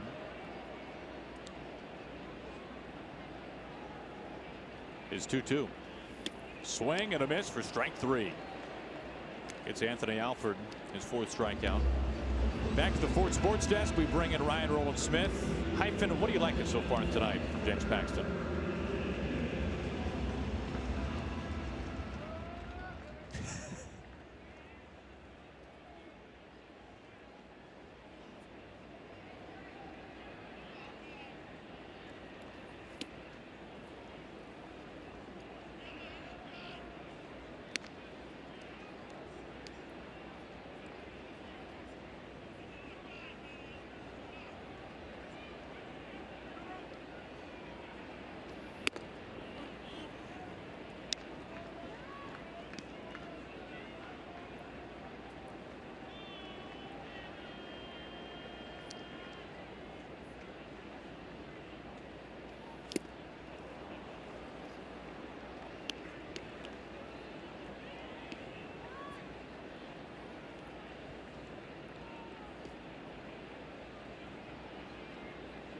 Yeah, well, and that's a big pitch for him, Ryan. We've watched it tonight with the velocity on the fastball up in the zone. Here's another ground ball. But I think with his curveball tonight, it's much improved. He's able to find it towards the end of his last outing. But it's a little bit frustrating to see that fastball at the top of the strike zone, not always getting the call in tonight's ball game, because I think he's been spot on with it.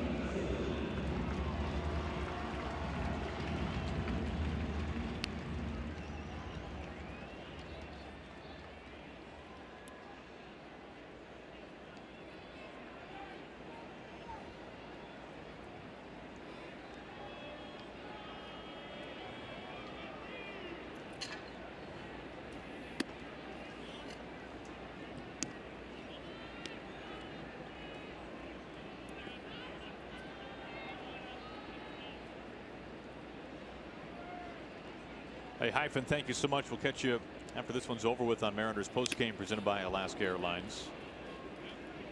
All right, when Ryan was talking about that curveball, we saw James drop a couple in for strikes. Yep.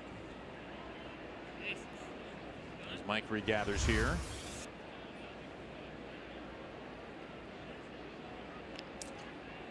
Every day. I think Mike can take a punch with the best of them. He rarely flinches on that.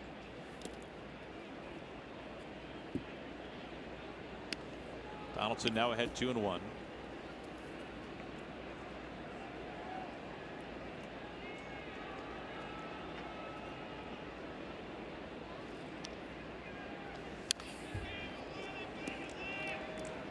Good heater at 97. Yeah, his best fastball so far. Just challenged him right down the middle.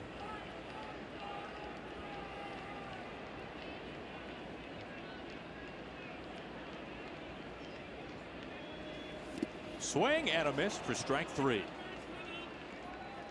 Curveball gets Donaldson 5 strikeouts through 6 fantastic innings.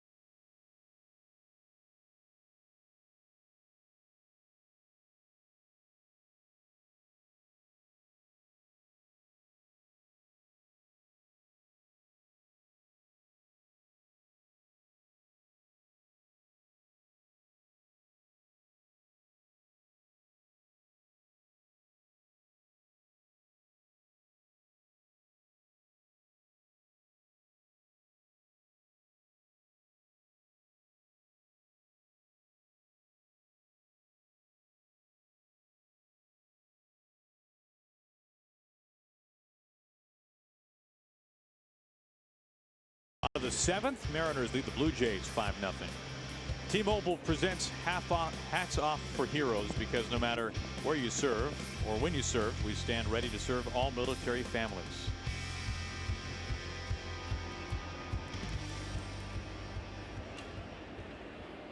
Mariners have dipped into this Blue Jays bullpen. Petrichka, the second reliever used already tonight by manager John Gibbons. He faces Kyle Seager.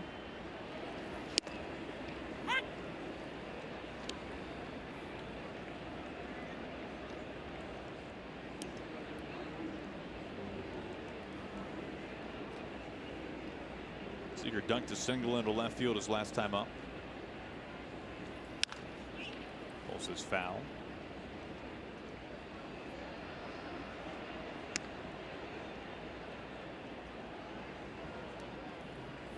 Now 2 strikes. The Blue Jays are doing some repositioning defensively. They have swung Donaldson over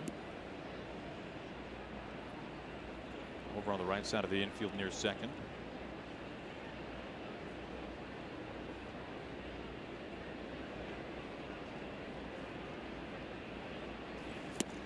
Swing and a miss for strike 3. Good pitch there. There's out number 1.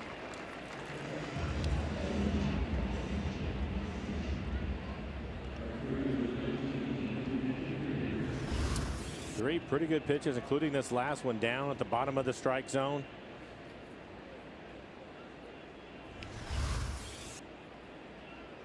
Was a strike. 1 out, nobody on for Mitch Haniger. Bends back, looks at ball 1. It was Haniger who made it a 5-0 game on a sac fly, really squared up out to center. Yeah, it was a solid line drive right to the center fielder Pilar, but deep enough so that Cano could score.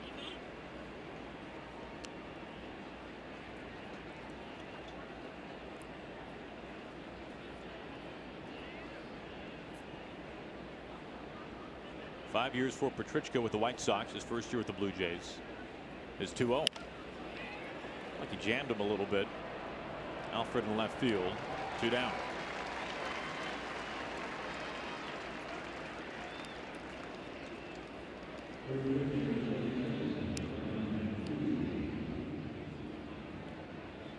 Here comes Ryan Healy.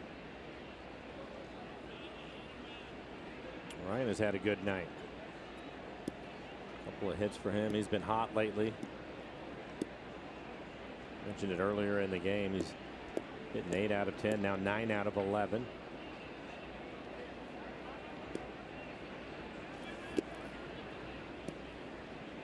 Looking at ball 1.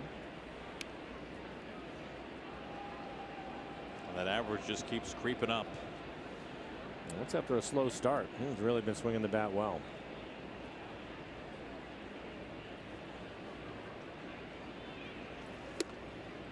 '25 home runs last year. Already 5 this year.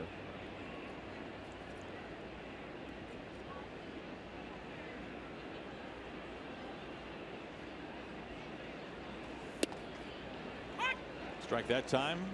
Just clip the corner.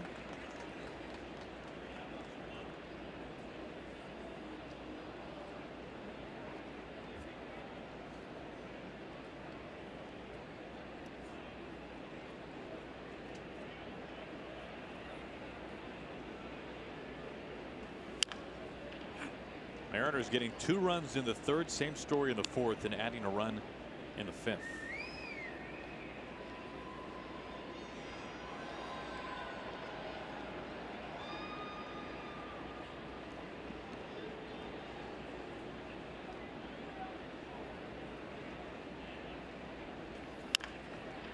Near the line and foul.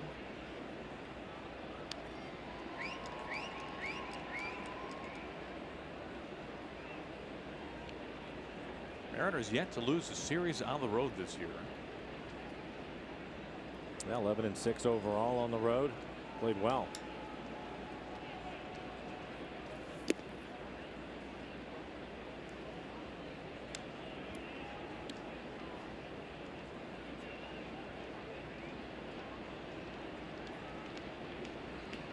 Full count now to Healy with 2 outs.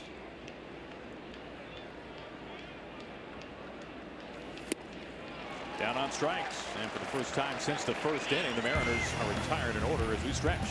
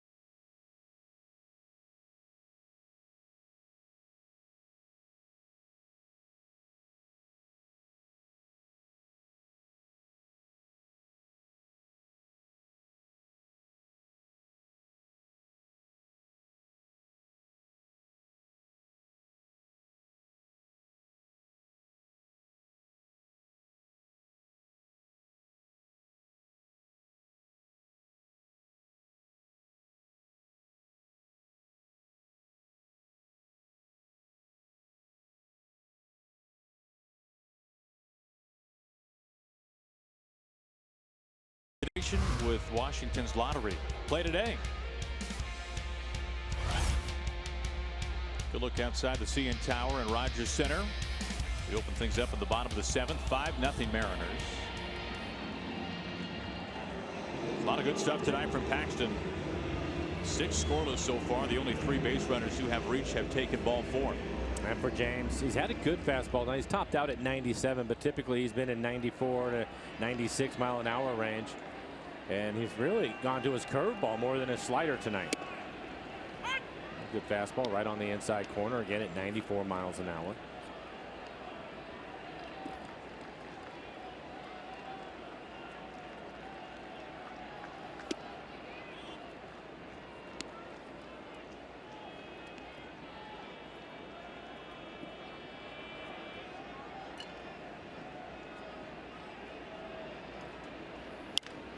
Rolled over. Segura takes this. Pumps a low bouncer into first base in time. Good work by Healy. Has been impressive defensively tonight. That's number 1. Watch every out-of-market regular season game live at home, in the office, or on the go with MLB.tv.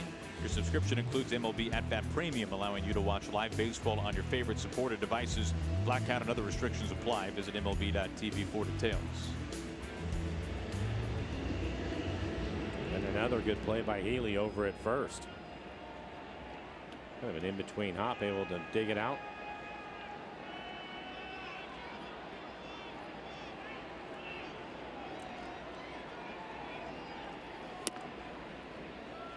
All want to smoke.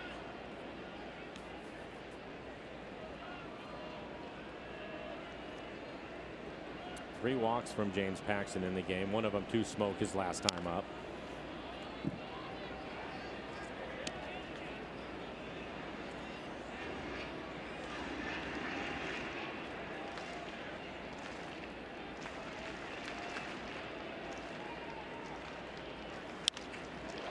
Out to left center. Gordon closing. Makes the catch. 2 outs.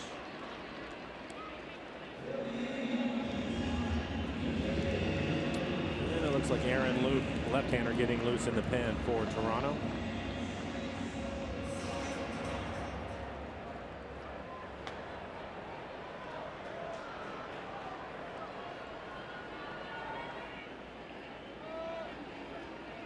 First pitch to Kevin Pillar.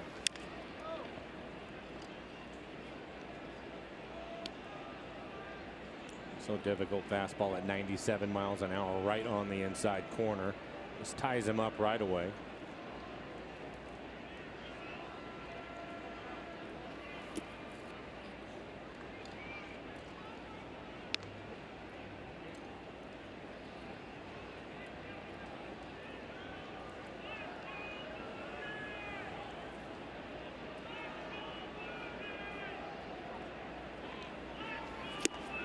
Chase it after that fastball. Well outside the zone. 1-2.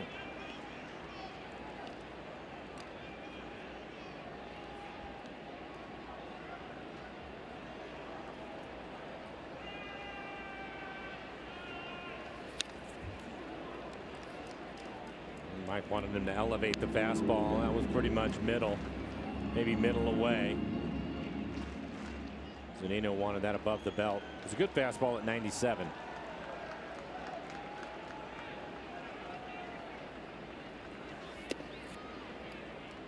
Try to get him chase a slider.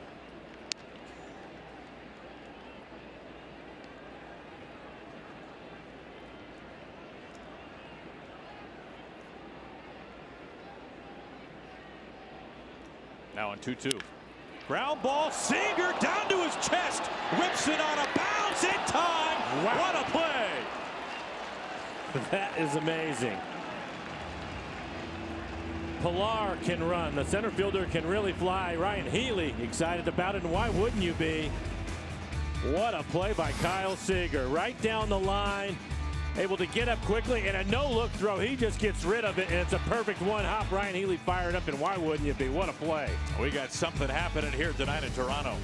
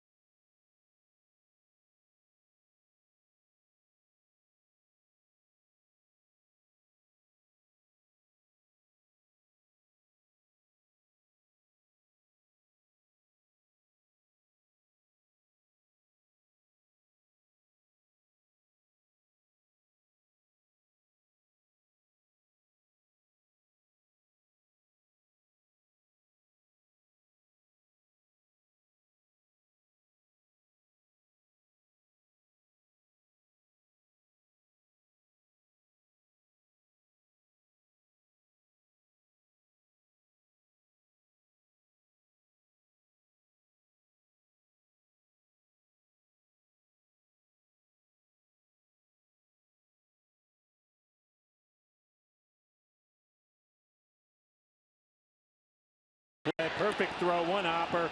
Ryan Healy fired up. But the one thing that Kyle knows is he knows who's running. You can see how quickly he gets rid of it. That is years of practice making that throw, knowing exactly where he's at. And then D. Gordon all the way back in the first inning to end the first, a diving catch out in center field. So a couple of great defensive plays, including that one by Kyle. Paxton brilliant over the first 7 innings. Aaron Loop, the new pitcher, facing Mike Zunino. On the first pitch, right to Donaldson.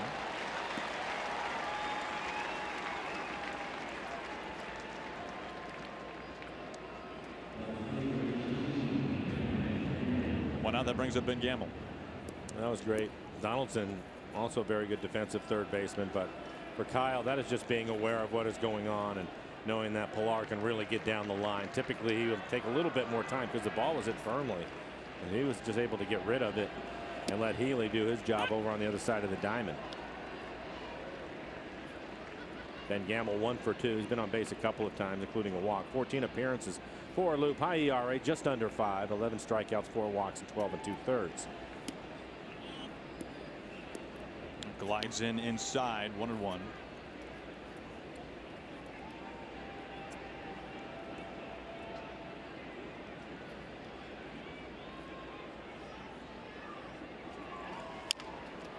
Weak tapper right back to the mound. Loop handles it routinely. 2 outs. Well, show mom just how much you care this Mother's Day by getting her the Mariners gift on her wish list. Now through May 13th, select apparel and caps for mom are up to 50% off at all Mariners team store locations.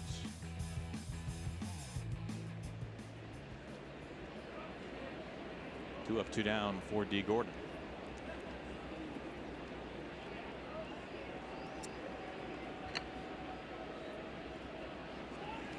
Surprising with that delivery, especially. Loop has been knocked around a little bit this year by lefties. They're hitting nearly 350 against him. Typically, he has a pretty good slider and a curveball, so he has a couple of breaking balls that he can have run away from the left-handers. Pretty good fastball, 91-92 on his fastball with some sink to it. That comes down to counts and location, and he's obviously struggled.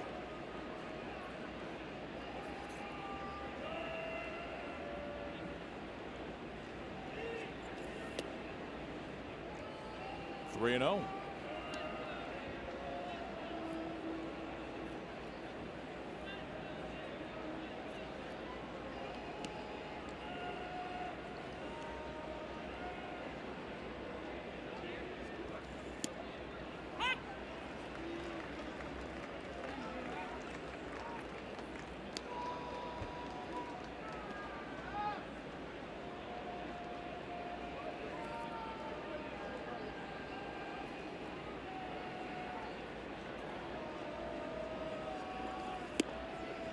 Now full count.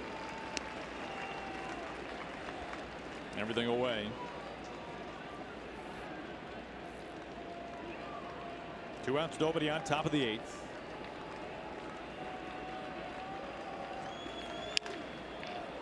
Beat him up. Yep, it did. Gurriel can't hold on to that. He is aboard.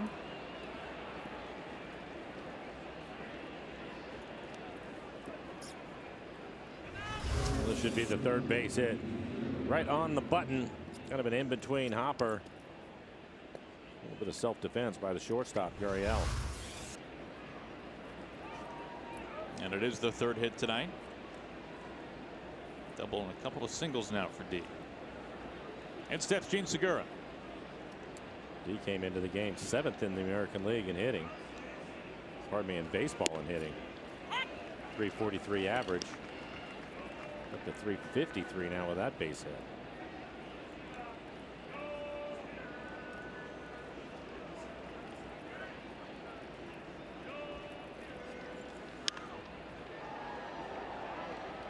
Segura behind 0-2. Well, the Mariners got to Stroman pretty early. 5 runs, 9 hits over 5 innings for the Blue Jays starter.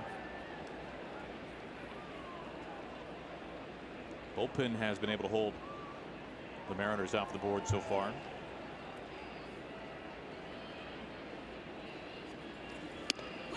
Strike 3 called. Good pitch gets Segura. Mariners strand 1. We go to the bottom of the 8th. More Paxton to come.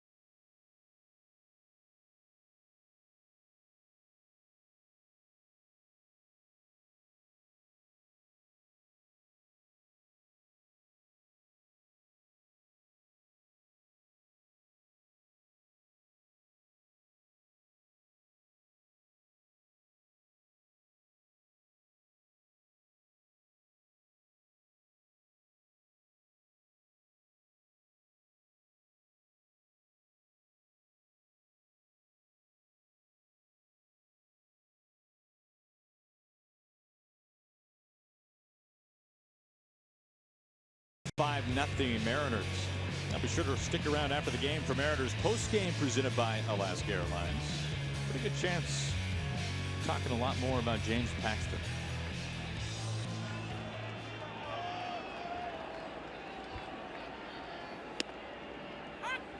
Strike one to Russell Martin.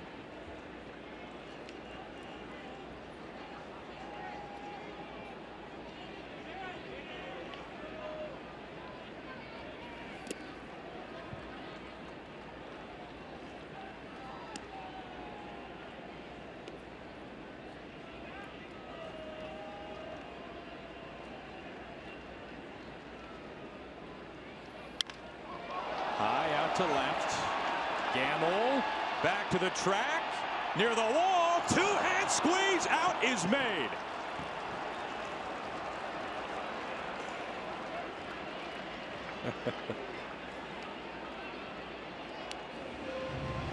Well, the outfielders were playing shallow, trying to take the line drive away, and so Ben had to run all the way out to the wall. It's the warning track.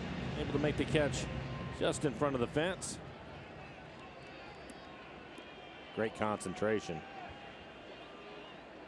And that's typical of Ben, always trying to use two hands if he's able to. Morales stings this to center. D. Gordon down to his thigh to make the catch for round number 2. Those two guys busy so far. And the Blue Jays being aggressive. I think that was knuckling a little bit. Not an easy play. It is hit right on the button. He's trying to get as low as he possibly can, dealing with some lights probably. Looks it in.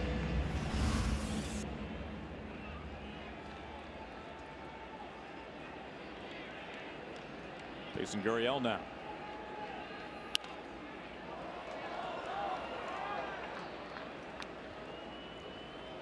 And all the Blue Jay hitters really being aggressive in this inning.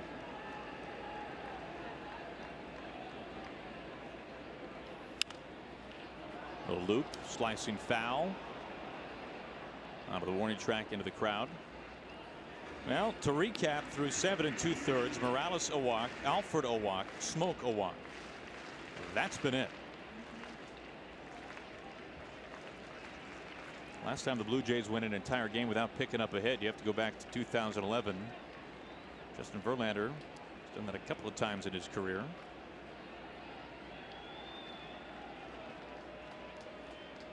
Paxton's 0-2. Went back to the slider after a couple of good fastballs. Really leaned on his curveball this evening.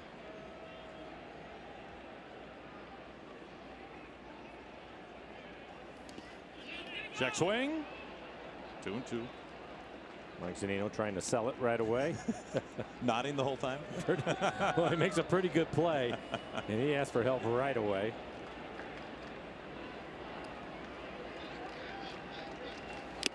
Right back to Zunino's glove. 98. Paxton just warming up. We're through 8.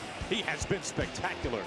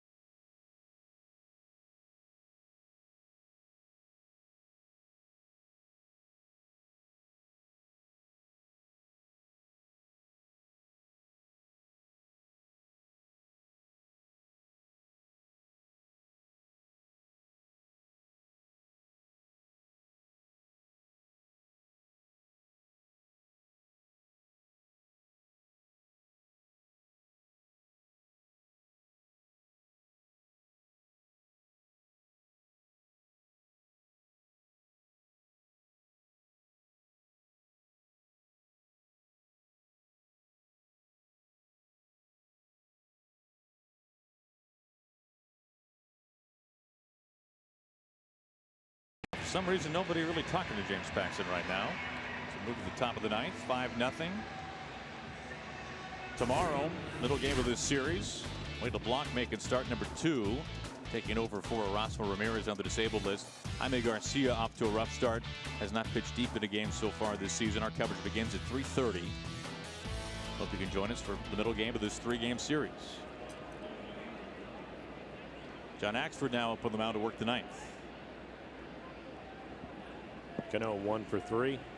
Picked up an RBI and scored a run. Shoots the first pitch foul. Axford, a veteran, been around for a while. Fastball, cutter, curveball. The average fastball this year, 96 miles an hour. 14 appearances for him. Pitched well, a 1.65 ERA and 15 strikeout in 16 and a third. Bonus hitting just 224. He's yet to give up a home run.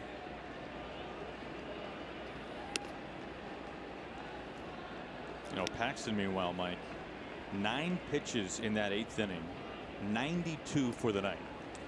Well, we've heard Scott Service talk about it, that he was going to let James go. 115, 120. He's been efficient tonight. James will face 9-1-2.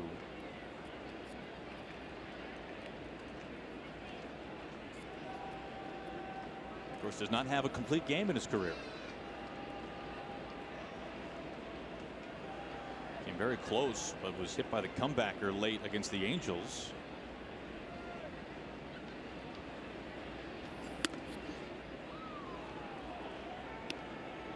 Two and two now on Robbie. Just 3 walks. Well, he's in great shape with his pitch count at 92.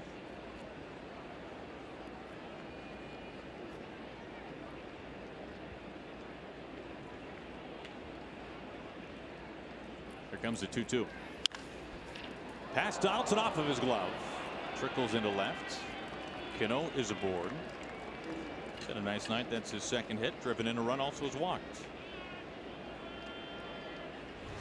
And per usual, he has squared the ball up a number of times tonight. Donaldson trying to keep it on the infield, goes off of his glove. It's hit too hard.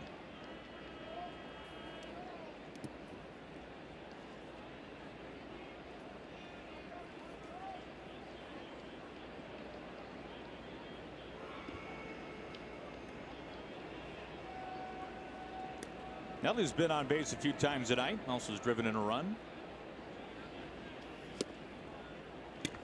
0-1.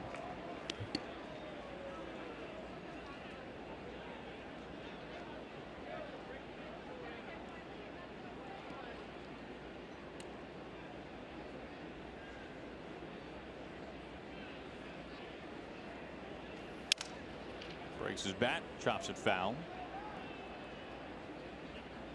0-2 now on Nelly.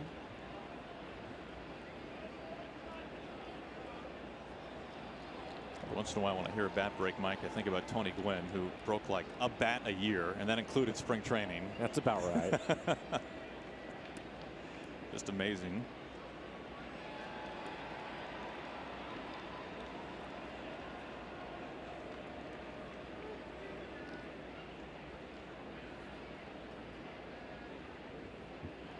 The 0-2. Rushes him back. Robbie staying put.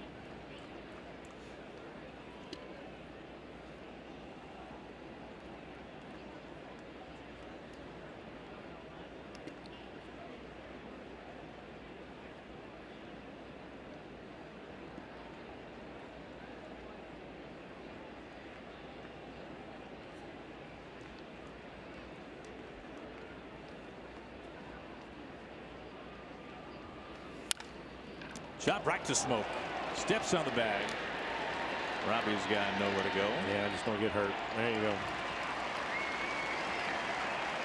2 outs.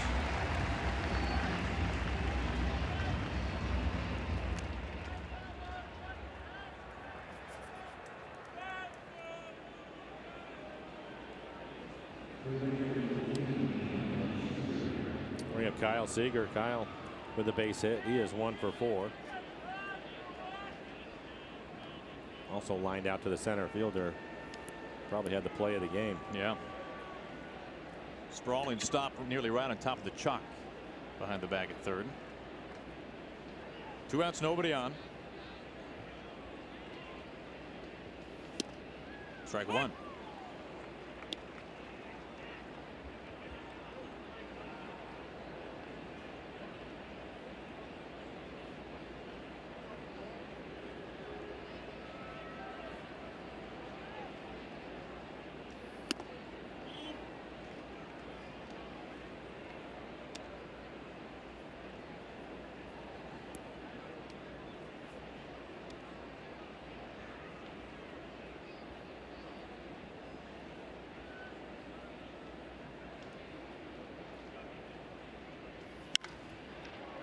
Lofted out, left field.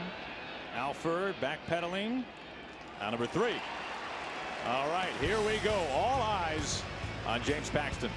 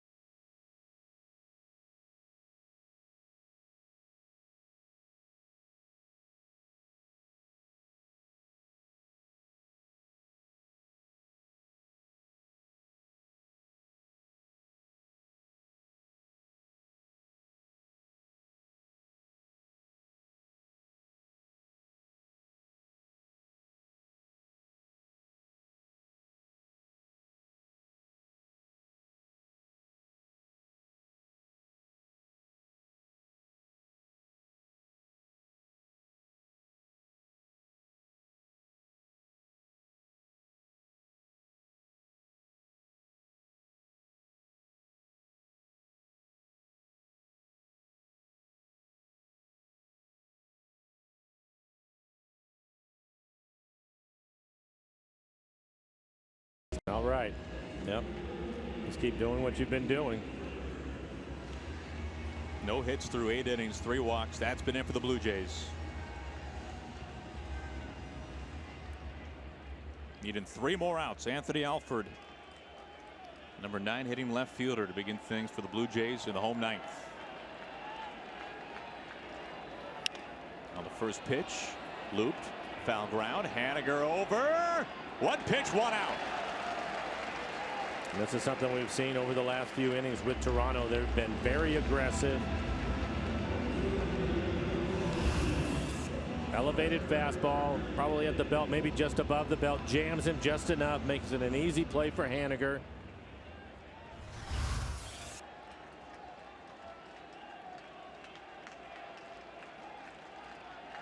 Teoscar Hernandez taking strike 1.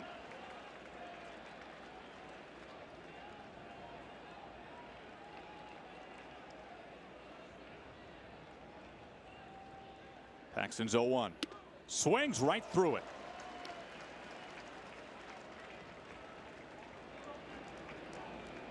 That will help Kyle out. Now he can play deep again at third. Oh, yeah, out number 2. 97 miles an hour on a fastball, just challenged him. That fastball right down the middle of the plate. He goes right at him on 3 pitches. Late swing. He's topped out at 98 today. Now the only man in between Paxton and the history books, a former American League MVP, Josh Donaldson.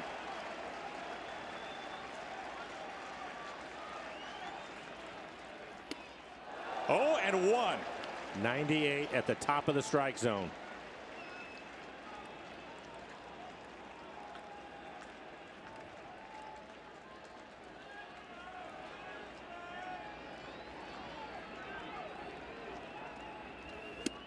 Oh, and 2 at 100.